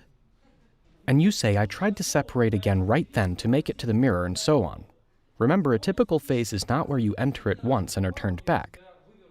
As a rule, you enter the phase 3 to 4 times in a row. That counts as a single phase. That is, you returned from it and you up and go into action right away as if you had just woken up. Should there be 5 plans? What? Should there be 5 plans or one for all? Actually, it's enough to carry it out once. But at our seminars, so as not to get mixed up, we keep doing the same thing for now. Later, naturally, the task will change, as long as it's not a difficult task. I have experiments that are sometimes exactly the same for months at a time in order to obtain specific data. But why does secondary exit work so often? Because the absolute majority of returns to the body are false ones. The absolute majority. That's what we take advantage of with secondary exit. I can't translocate anywhere. I'm typically returned to my body during translocation. In order to not be returned when translocating with closed eyes, you need to focus your attention on already walking somewhere, for example, around Paris. That is, do it dynamically, not statically. But I try to think I'm being transported right now. Those are different techniques. There's a technique where you close your eyes, focus your attention, and fly. Yes, but I'm often thrown back out instead of flying. But there's a technique where you focus your attention on your sensations. You walk and simply close your eyes, focusing your attention on your being in Paris, for example, or on the moon, and so on. You open your eyes and you're there. Or I'm flying and I fly back to my body. That's a sign of insufficient focus on your destination. It's easier to open a door. The simplest translocation technique is translocation while separating. When you start rolling out, focus your attention on your already being in the place you need. You'll roll out immediately there. Now we have a broad and interesting topic. Which one? Information. Yes, obtaining information in the phase. Tell me, please. What's behind our ability to obtain information from the phase? Tell me all the possibilities and I'll simply list them. The subconscious, say, a field of information. What else? The Akashic records. I don't know what those are, but I'll still put them here. The hologram principle, maybe? Because everything in the universe is also in people. Fine, I don't know what the hologram principle is, but I'll write it down. Now you'll understand why. Why did I write out everything here? In doing so, I wanted to show that regardless of your views of the nature of the phenomenon, if you assume something esoteric and mystical is at the root of this phenomenon, then what is the source of knowledge for you? Fields of information, the Akashic records, and holograms. From your point of view, that's the explanation for the opportunities of the phase. If you're a pragmatist, you think it's the subconscious, the power of the mind, and so on. That is, something very interesting and unique arises. Regardless of how you explain the nature of the given phenomenon, there's an explanation for where information might come from there. That's why we will never be discussing theories. They aren't important.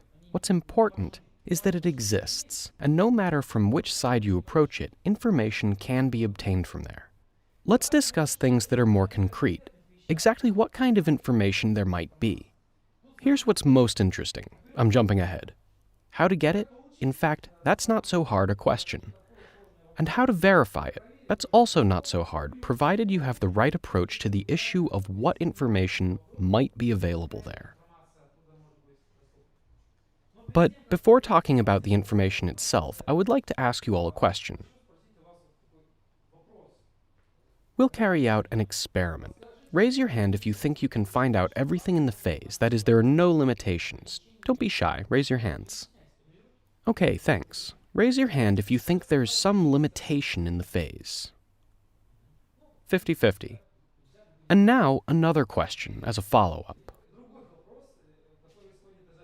Say your baseline knowledge is 1. That's all the knowledge and know-how of your brain, your mind, everything you know and know how to do. Your baseline intellect is 1. Tell me, would you refuse a chance to get 2? Not even 2. Would you refuse an offer for a 25% increase in your brain power? A quarter more? Nobody would refuse? That is, that's not so bad to know at least a quarter more. At least by 25%, nobody would refuse. But if, I don't know, you could know 3 times as much, could you imagine knowing twice as much? You can't even imagine it, because you're at the limit of your own knowledge. A small increase, in fact, offers an insane amount of opportunity. Many of you dream of knowing everything. Perhaps everything is possible, but admit it, even if you could double your knowledge in real life, that's not bad, to put it lightly. That's genius level. And now for the most interesting part. I'm quite a pragmatist and a materialist. I try to approach this phenomenon in as down-to-earth a way as possible. Even from my pragmatic viewpoint, our baseline brain power can be increased by at least 1,000 times. And that's the power of the phase. Meanwhile, knowing 25% or 3 times more is not that bad from the most down-to-earth point of view. Your minimum brain power there is about 1,000 times greater than what you know and know how to do now. That resource is so enormous that the main problem using it is not knowing how to use it.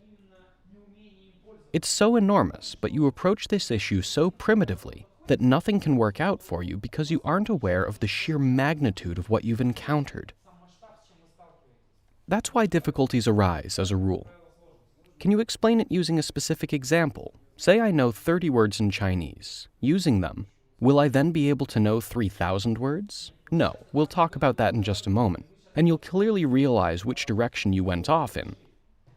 What's most important right now is to understand what exactly this 1,000 includes, what is included in these numbers. I'll give you a few examples, and you yourselves will explain it to me. Say we have a group. Over here we have practitioners who always go off in the wrong direction.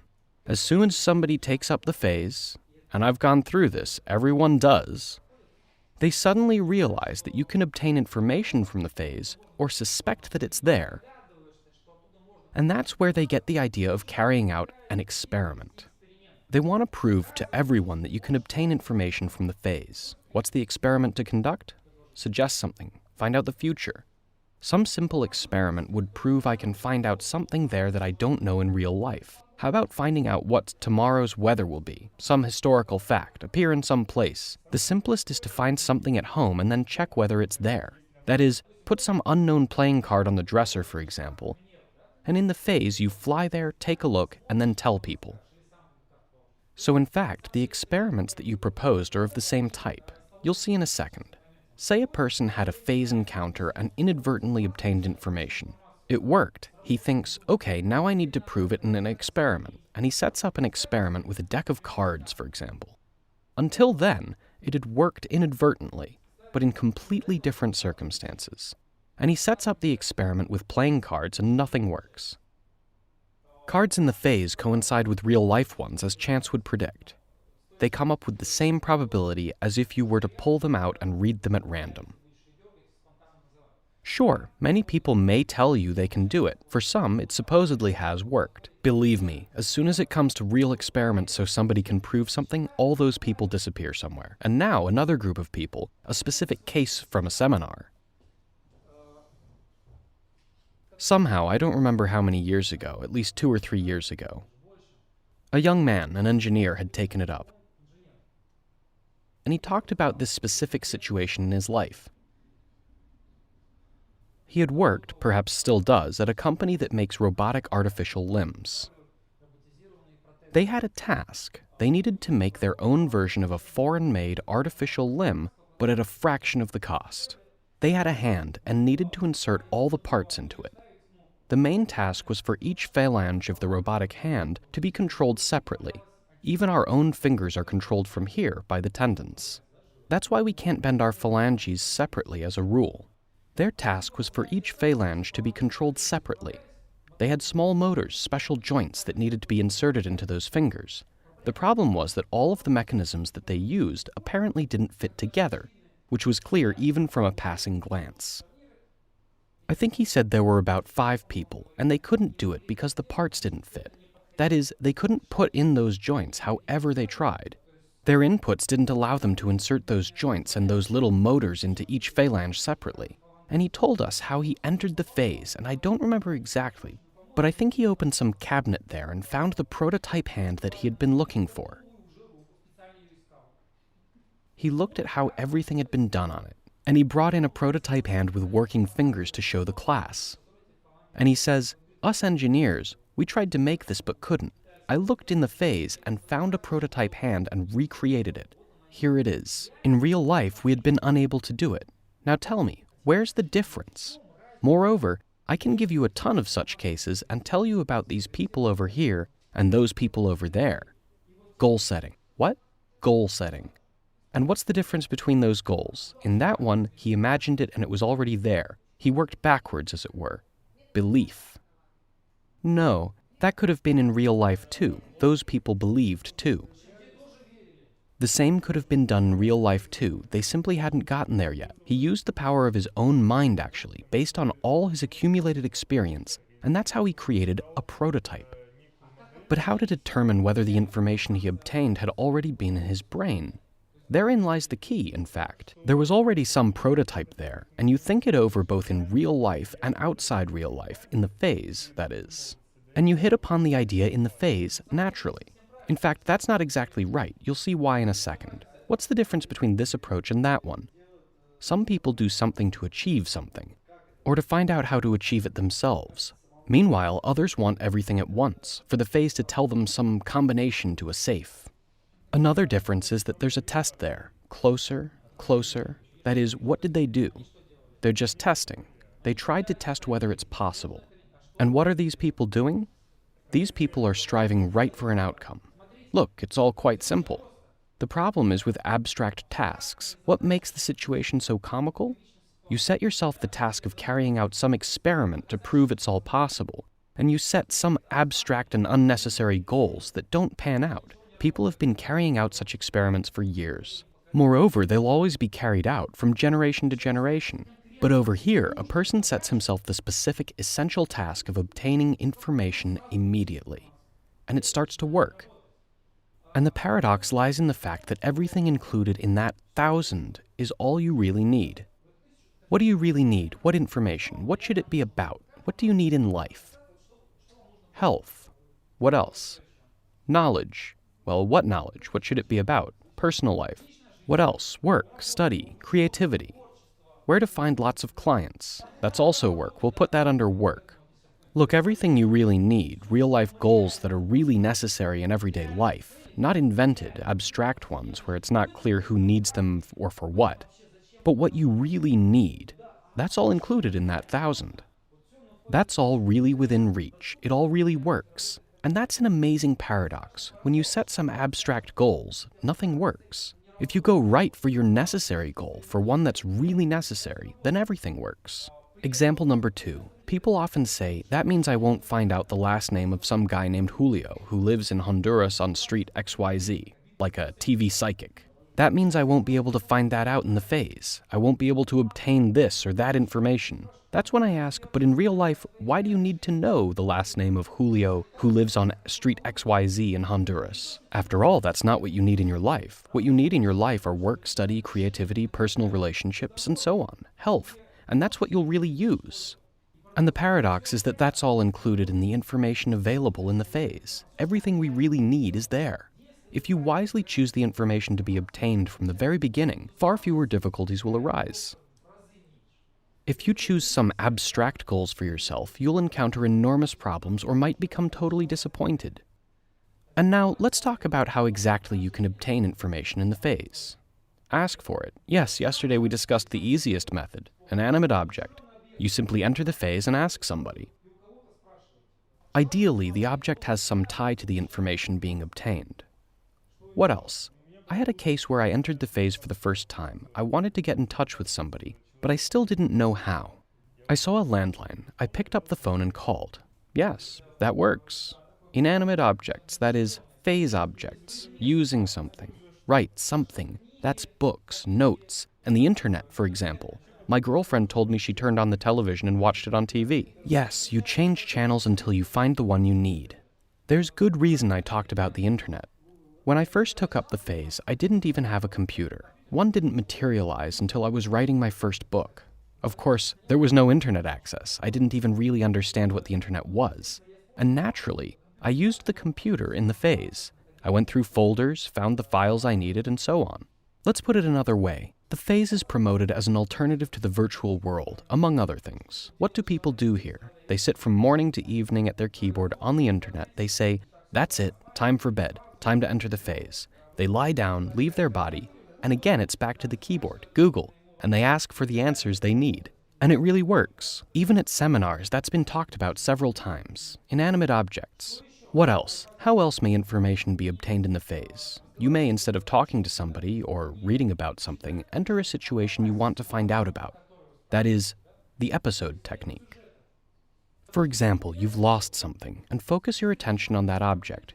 You're brought to it, and you see where you could have lost it.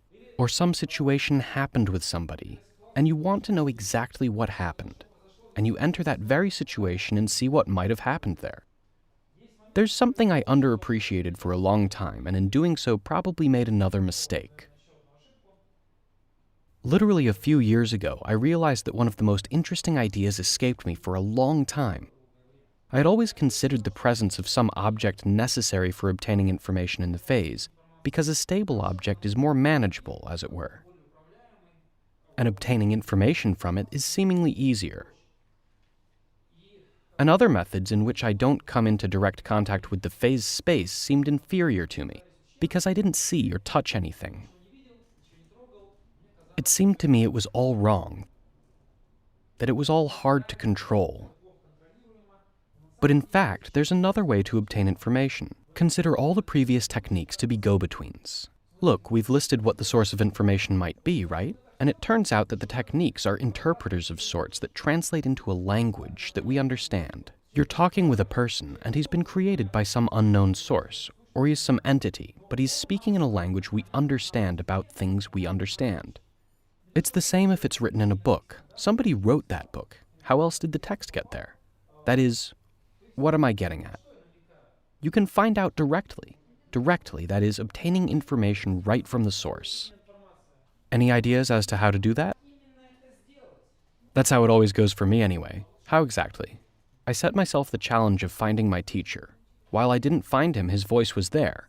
I would have a question, and a voice would respond to me, provide an answer, and show video clips. Okay, regarding the voice, that's also an interesting thing. Overall, it's hard to describe it. Why?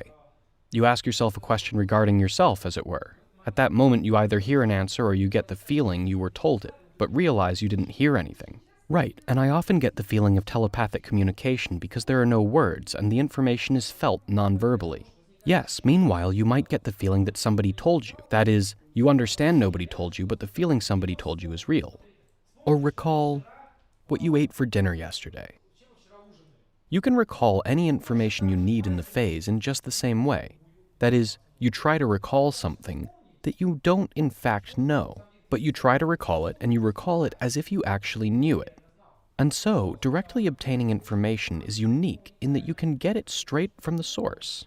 Moreover, it's much faster, naturally, and most importantly, and Yaroslav talked about this, and what amazed me almost the most is that the direct information channel is much wider. In order to use an animate object, you need to be in the phase space with the created objects. But remember, we said that if you've just woken up, you're already in the phase. Yes, the phase is not well formed, the space is not there, but you're in the phase. That is, it turns out that the channel is open, and what amazed me the most was that obtaining information directly works not only in the phase itself, but both before and after the phase. That is, you're returned back, you lie in this transitional state, and you can easily continue obtaining information. That is, the space is not well formed. Perhaps because it's not well formed, it might work even better. That is, in that situation, you continue to use the phase even when you're returned from it. That is, in a transitional state. Here we recall all kinds of various stories of breakthroughs when in sub-waking states, while falling asleep, awakening, napping, and relaxing. That's precisely when ideas often come. And here, we see that the phase is much broader and can definitely tie in to all this. That is, directly obtaining information is unique in that it works even when you haven't separated, but you're lying in your body, as it were, but are at the same time nonetheless in the phase. And now, what is it mandatory for us to discuss in the context of obtaining information? How to verify it, of course. Excuse me, does anybody have bottled water? I won't drink it, I just need a bottle with water in it. There you are, thanks. What's your name? Anatella. Tell me, what does Anatella have in her bottle? Water. Why, have you tried it? Vodka. Yaroslav thinks it's vodka, but we don't know. We're assuming, of course, but there might even be vodka in here. We're in Russia, after all. Moreover, I said I won't be trying it. Anatella immediately brightened up after finding out nobody would try it, and then handed over her bottle. In the phase, for example, I found a bottle with liquid. I tried it. Water. I put it out to the side and thought, but maybe it's vodka. I bring it up and smell it immediately. I tasted it and tried the effect, which can continue into real life. We'll talk about that more tomorrow in the context of self-healing. But what's the point here? Look, we talked about how in a deep phase, levitating might not work. You might not walk through the wall there. It's just as hard as in real life. But water easily turns into vodka. Tell me, why? Because you yourself are having an influence. But why can't I influence the wall? Information transmits better through a liquid.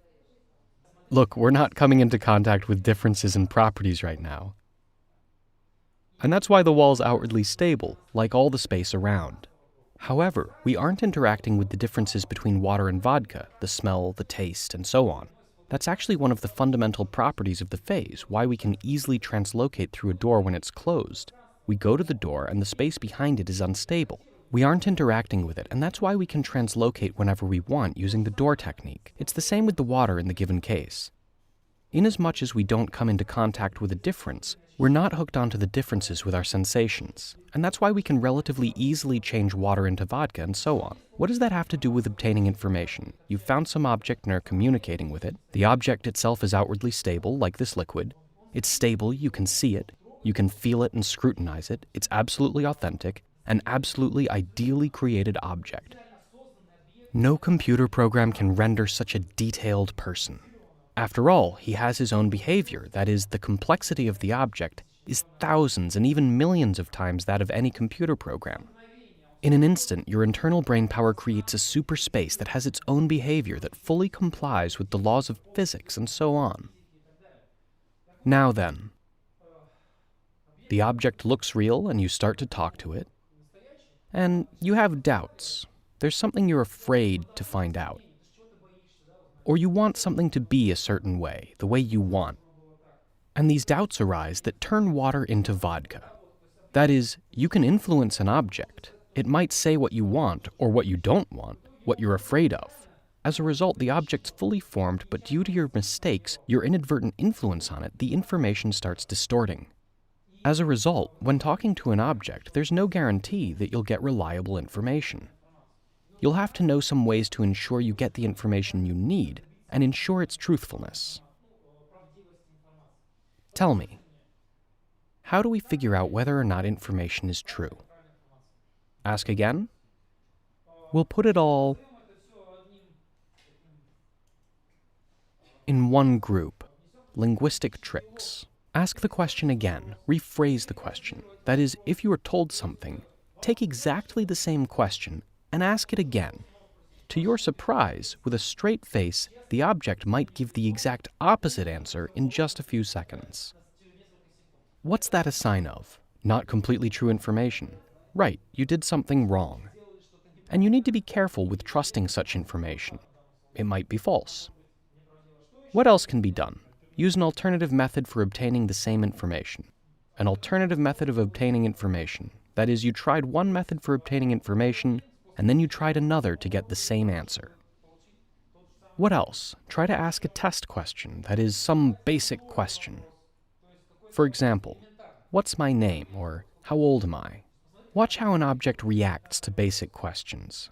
There might also be follow-up questions. After all, you're not at a fortune teller's. You can ask, but why? That is, ask for evidence that everything is really so, right when obtaining information. Or ask a follow-up question. And one more thing, the most important one.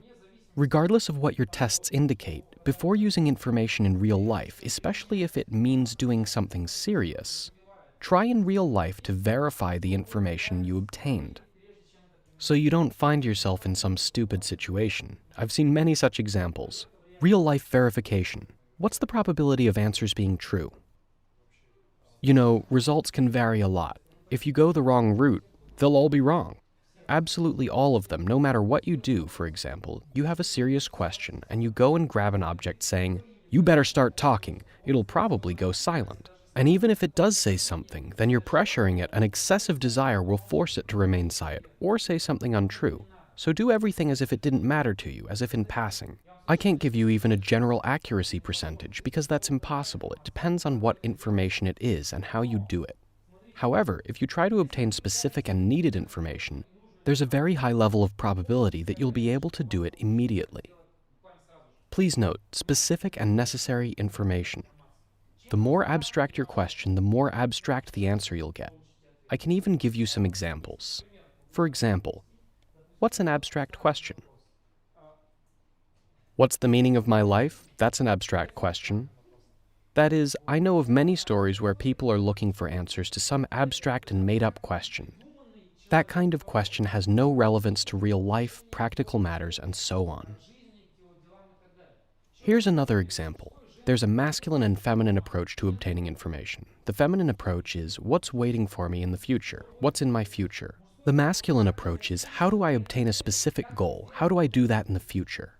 Obviously, I'm on the masculine side, and so I advise you to pursue goals. Maybe I'm just throwing around labels when it comes to the masculine and feminine approach, but still, pursuing a goal is the better path. That is, it's better to strive to accomplish some task than try to learn some abstract answer from your future. Look, the topic is very interesting. In fact, we've only touched the tip of the iceberg here. If you're interested, there's a new version of the textbook.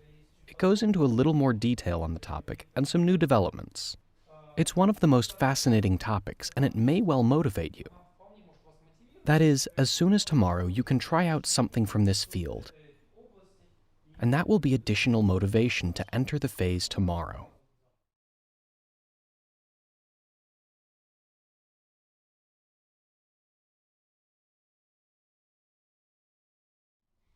What's our main task? We're now going to practice awakening, simulating it. There's this one secret here. Look, yesterday we discussed aggressively entering the phase no matter what, intensely. That is, we literally broke into it and did all the techniques, literally, no matter what, by concentrating on our actions. In fact, there's another alternative. If you're unable to enter the phase at full speed, intensely and aggressively, then you may enter using the quite interesting technique of forced falling asleep. It's simulating falling asleep or forcing yourself to fall asleep. Abrupt relaxation is also similar. The idea is that instead of a standalone technique or together with techniques, you act as if you wanted to fall asleep. If an aggressive approach doesn't get results, then performing actions as if one wanted to fall asleep will substantially improve your success rate. First, let's practice forced falling asleep, and then we'll include it in our procedure, and then we'll practice everything together. So close your eyes.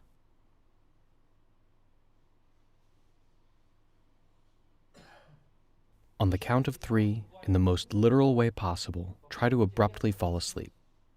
1, 2, 3, fall asleep. Fall asleep, fall asleep. Right now you want to abruptly fall asleep, to sink into sleep. Fall asleep, fall asleep, fall asleep, fall asleep. Done. Do nothing. Please note there's no need to get lost in thought, no need to analyze. In the most literal sense, try to abruptly fall asleep or abruptly relax. It's similar to abrupt relaxation. 1, 2, 3, fall asleep. Sink into sleep right now. Fall asleep, fall asleep, fall asleep.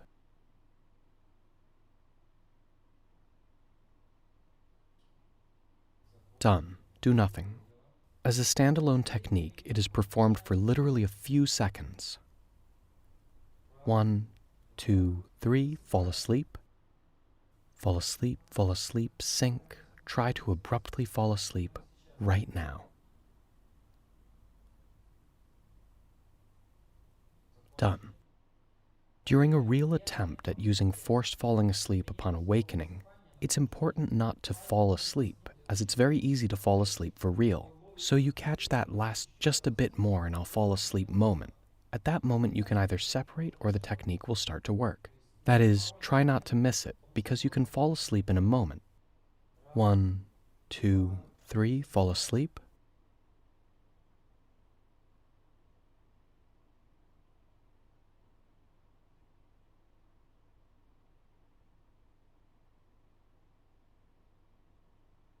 Done. Do nothing.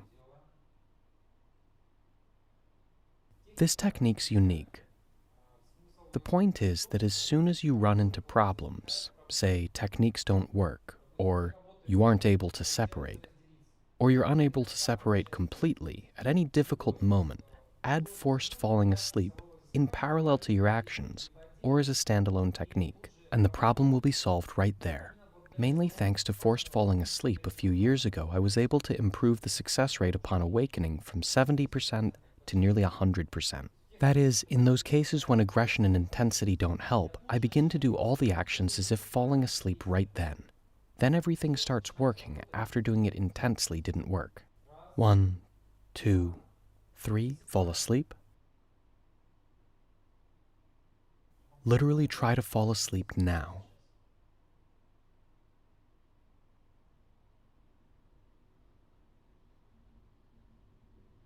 Done.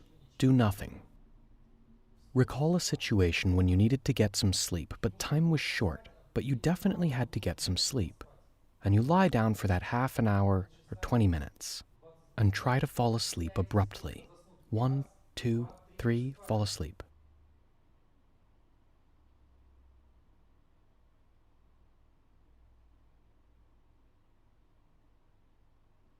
Done. Do nothing. The main thing is not to fall asleep. This is a simulation of falling asleep, the first step of falling asleep. You shouldn't fall asleep for real. It's as if you trick your brain. It thinks, we're sleeping. Well, all right, and kicks back into the right state. 1, 2, 3, fall asleep. Done. Relax. In class, I discovered the effectiveness of this method in these symptomatic situations that constantly happen. A person comes in and talks about how he or she tried to do something, cycled techniques, and nothing worked. Then, he or she usually says, I decided to simply fall asleep in order to try again the next time. And then once he or she decided to fall asleep, everything starts to happen. Once on the forum, I read a post by a guy about how he understood forced falling asleep. He read about it in a textbook, watched the video seminar, and tried, but nothing worked. Here he describes the situation when he tried forced falling asleep again, but nothing worked. That's when, he says, I decided to just fall asleep seeing as nothing was working, and right then it worked, and right then I realized that it was simply necessary to try to fall asleep without falling asleep. That is, no need to go off the beaten path. We just practiced standalone use of forced falling asleep as a technique. You can do it that way too. For example, instead of rotation, instead of hand visualization, you can simulate falling asleep for a few seconds. But you will have a somewhat different task. Last night, we did everything intensely. Tonight, you will continue intensely and aggressively no matter what, but only if you fall asleep all the time, because you need intensity. In all other cases, you'll do it the exact opposite way. All attempts should be carried out while performing forced falling asleep in parallel. Now imagine you've come home at midnight. Set your alarm for 6 a.m. and you go to bed thinking, I'll fall asleep now, and simply try to have a good night's sleep until the alarm. But if I do wake up, I can try to enter the phase. Meanwhile, keep your plan of action in mind. Deepening is mandatory, secondary exit is mandatory. Gradually fall asleep with that thought.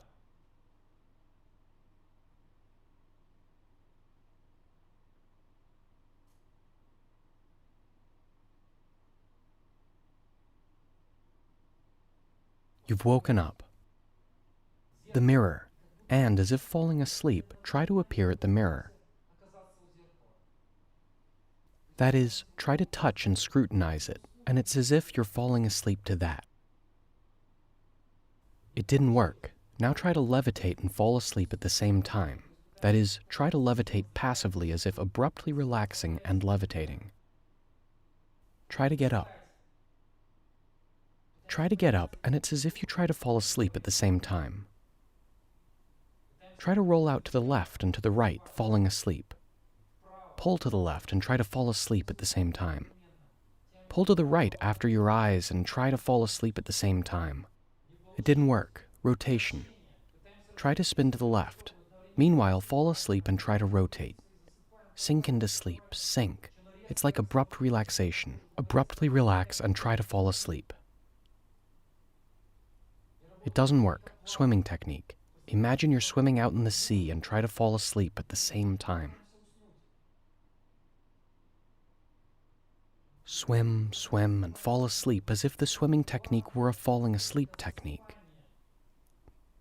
Move your arms, try to go to sleep, to swim to sleep. It doesn't work. Rotation. Try again to rotate to the left. Pull to the left after your eyes and try to fall asleep at the same time. Pull, pull, fall asleep, fall asleep, fall asleep, sink, fall asleep, deeper, deeper, deeper. It doesn't work. The swimming technique again. Swim to sleep. Swim and try to fall asleep.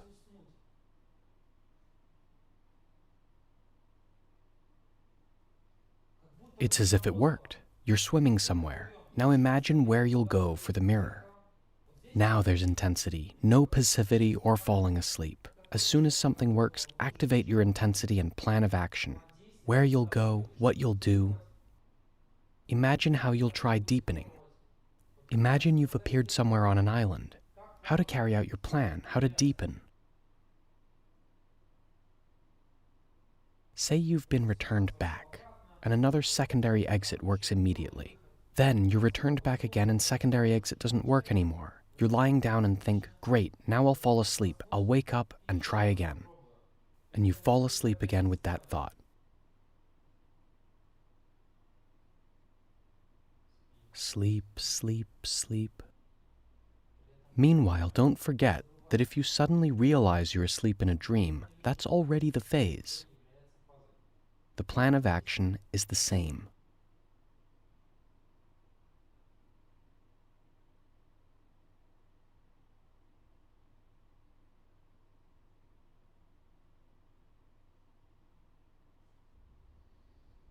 Wake up, the mirror, and try to fall asleep at the same time.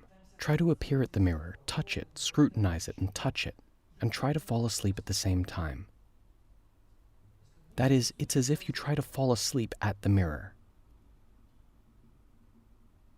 Levitation. Try to levitate and fall asleep. Meanwhile, pull up, and it's as if you're trying to fall asleep. Try to stand up. To fall asleep and stand up at the same time. Roll out to the right. Try to roll to the right and fall asleep. Try to fall asleep and at the same time pull to the right and to the left. Try to roll out to the side.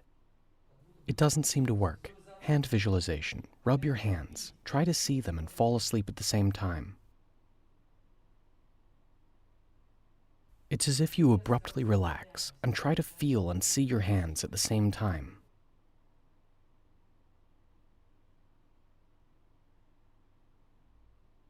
It doesn't work. The deepening technique.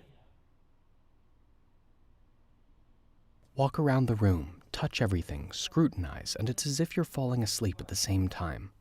It doesn't work. Hand visualization again. Rub your hands and try to fall asleep to it. Fall asleep and rub your hands at the same time. It doesn't work. Deepening. Imagine you're walking around the room, touch and scrutinize everything, and at the same time try to fall asleep to it. Touch, scrutinize, fall asleep, and fall asleep at the same time, as if going to sleep. It doesn't work. Hand visualization again. Rub your hands and fall asleep at the same time.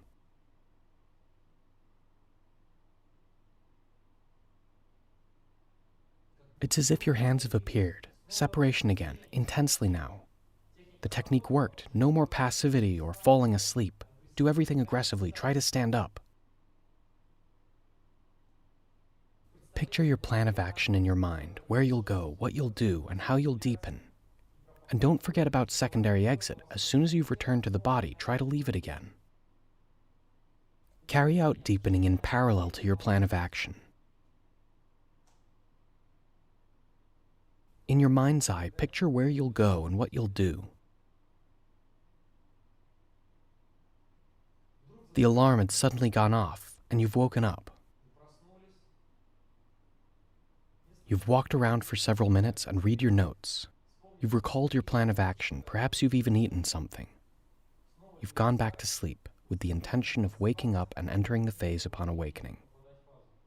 You fall asleep with that thought.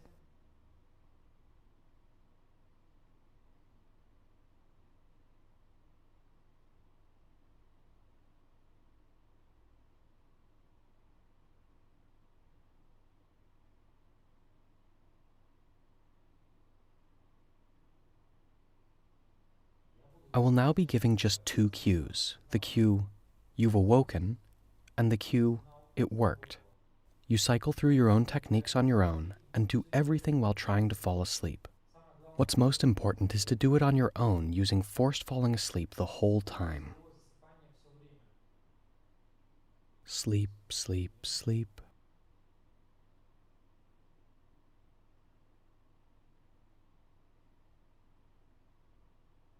You've awoken.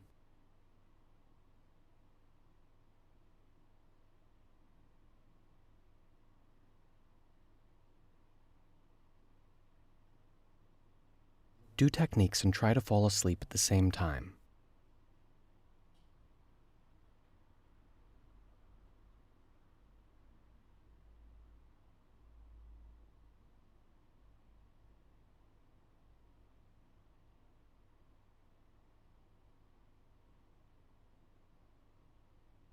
It worked. Intensely now, separation. Picture your plan of action in your mind's eye.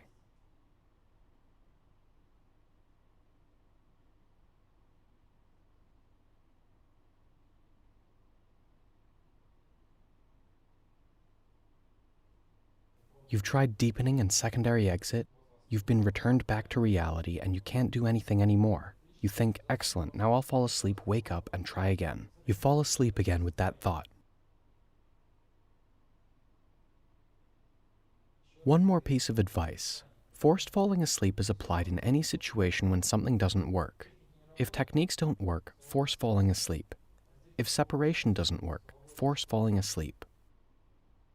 Indeed, the interplay of intensity and passivity, that is, either aggressively no matter what or falling asleep, can bring a near 100% success rate upon awakening.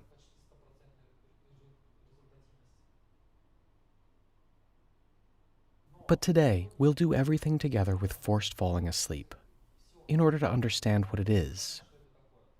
Those who always fall asleep during the attempts are the exception. If you fall asleep during attempts the whole time, then of course you need to do them intensely. Sleep, sleep, sleep. You've awoken. Do everything on your own and together with forced falling asleep.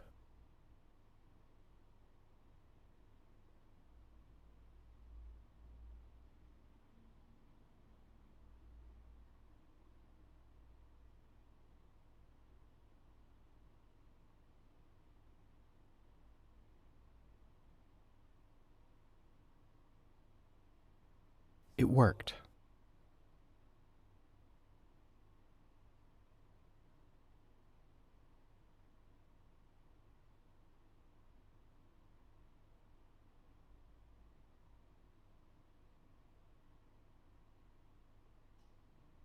Separation, your plan of action in your head.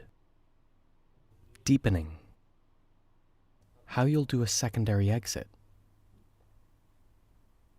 It's as if everything worked for you. You're returned back. You're lying down, you think, excellent, now I'll fall asleep and try again. You fall asleep with that thought.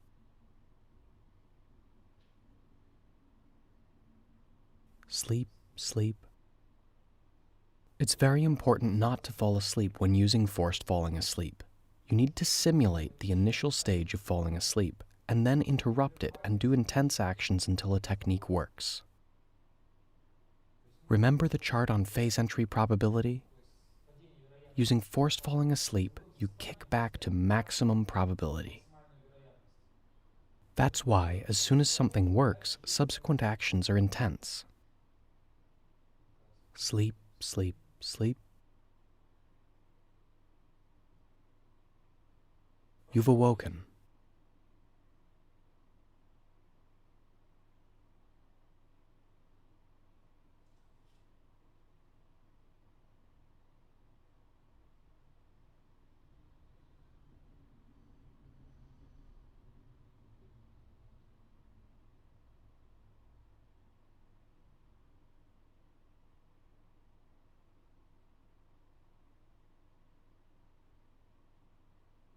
It worked.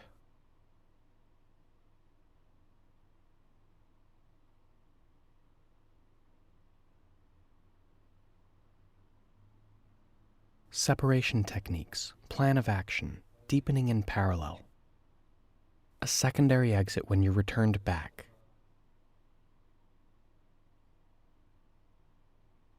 It's as if everything worked for you. You're returned back, and you think, excellent, I'll fall asleep again, and try again. You fall asleep with that thought.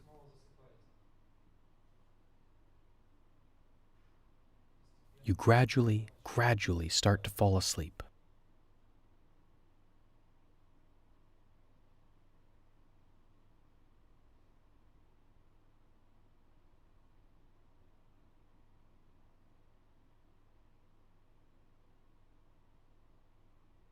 You've awoken. Try to fall asleep at that goddamn mirror. Try to separate and fall asleep at the same time. Technique 1, and fall asleep at the same time. Technique 2, and fall asleep at the same time. It's as if Technique 2 worked. Run through separation and subsequent actions in your mind.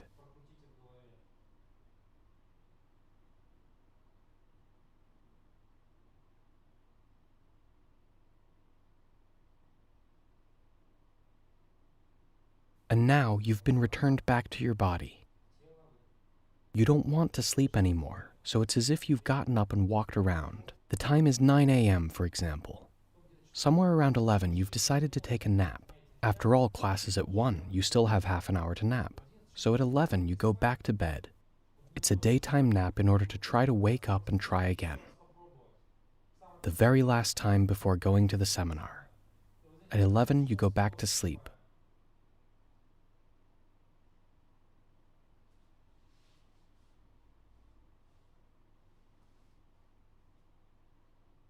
You've awoken.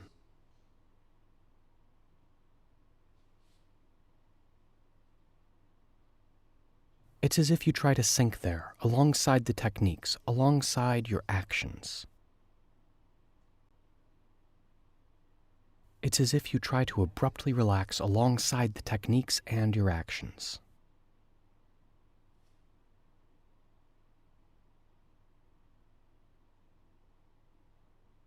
It worked.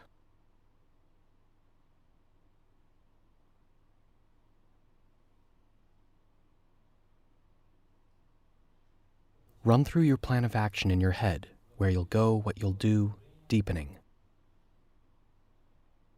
That is, everything's the same except you try to fall asleep to the techniques. And now for contrast, we'll do techniques so you understand what intensely and falling asleep mean. Say the rotation technique. To the left, intensely, aggressively, and no matter what, try to rotate. Turn your eyes to the left. Try to spin to the left. Pull, pull, pull to the left. Try to spin no matter what. Now to the right side, but falling asleep. Fall right asleep, as if also pulling to the right. You want to fall asleep to it. To the left, intensely, aggressively, and no matter what, try to spin. To the right, falling asleep. Try no matter what to fall asleep and spin to the right. Visualization of the hands. Rub your hands and try no matter what to see, hear, and feel them. Rub your hands right before your eyes, about 4 inches or even a little more above eye level. Rub your hands faster, intensively, and try to scrutinize them. Now the same thing, but fall asleep. Try to see your hands and fall asleep to them.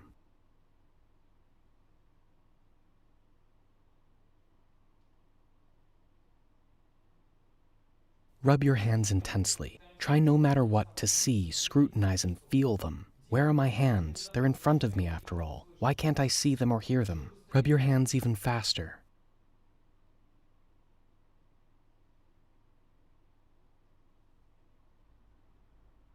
Now, rubbing your hands while falling asleep, it's as if you try to fall asleep at the same time. Rub your hands. Try to fall asleep to it. So, fall asleep, sink, sink. Try to feel your hands at the same time. The swimming technique. Swim intensely, quickly. Try to feel the movement of your hands, body, and head. Swim faster.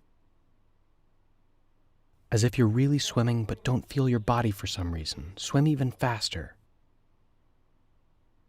Now the same thing, but falling asleep, as if you're swimming to sleep.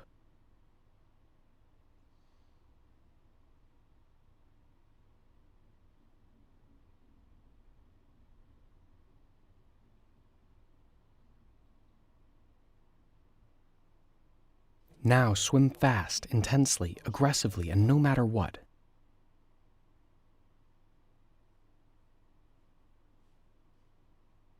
Try to feel yourself swimming even faster, even more intensely. Now the same thing, falling asleep. Swim and try to fall asleep at the same time.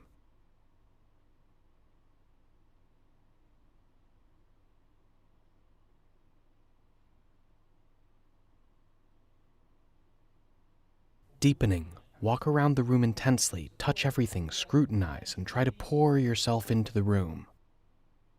This is one of the best techniques, but it only worked once today. Try to feel everything intensely and aggressively. Scrutinize, peer in. Try to pour yourself into the room. Now the same thing, but falling asleep. Try to relax and fall asleep at the same time.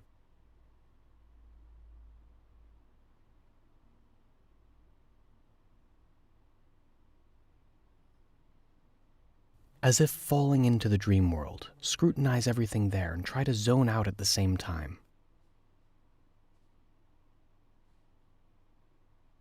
Walk intensely, aggressively, touch everything, scrutinize. Try to touch everything and scrutinize everything, especially the small details of objects from a close distance. Try to feel yourself in the room. Activate as many sensations as possible, vestibular, tactile, and visual sensations. Movement to the max. Now the same thing, but falling asleep.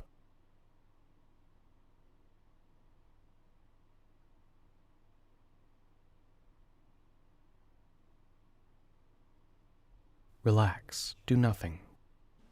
By the way, indirect techniques are performed when the body is in any position. It's not mandatory to fall asleep on your back, for example. Look, this forced falling asleep maneuver, it's key for getting the highest possible success rate upon awakening. In any situation where something isn't working, separation isn't working, techniques or whatever else aren't working, as a rule, if you add forced falling asleep, everything will start to work. You fall down on this chart, but when you do forced falling asleep, you're returned back here. This is well illustrated by the technique of phantom wiggling. It's this technique where you try to move your real arm without tensing a muscle. Not an imagined arm, but the one lying at your side. Without tensing a muscle, you try to move it. Initially, let's say you try to move it with force and aggression, but it lies there and doesn't move. Then, as if you're falling asleep, you up and press down on that arm at the same time. It starts to move right there, and you're in the phase. That's upon awakening naturally. If you do it like that right now, the technique won't work. Although even with the direct method, adding forced falling asleep will substantially improve your success rate. That is, as soon as something doesn't work, you start to do it not intensely or aggressively, but as if you were falling asleep, and it will start working right then. That is, depending on the situation, your task is always to change it up. Add intensity here and do it as if you're falling asleep there. But tomorrow it's to be done intensely only by those who always fall asleep on their side. Everybody else, do the techniques with forced falling asleep. Thanks for coming.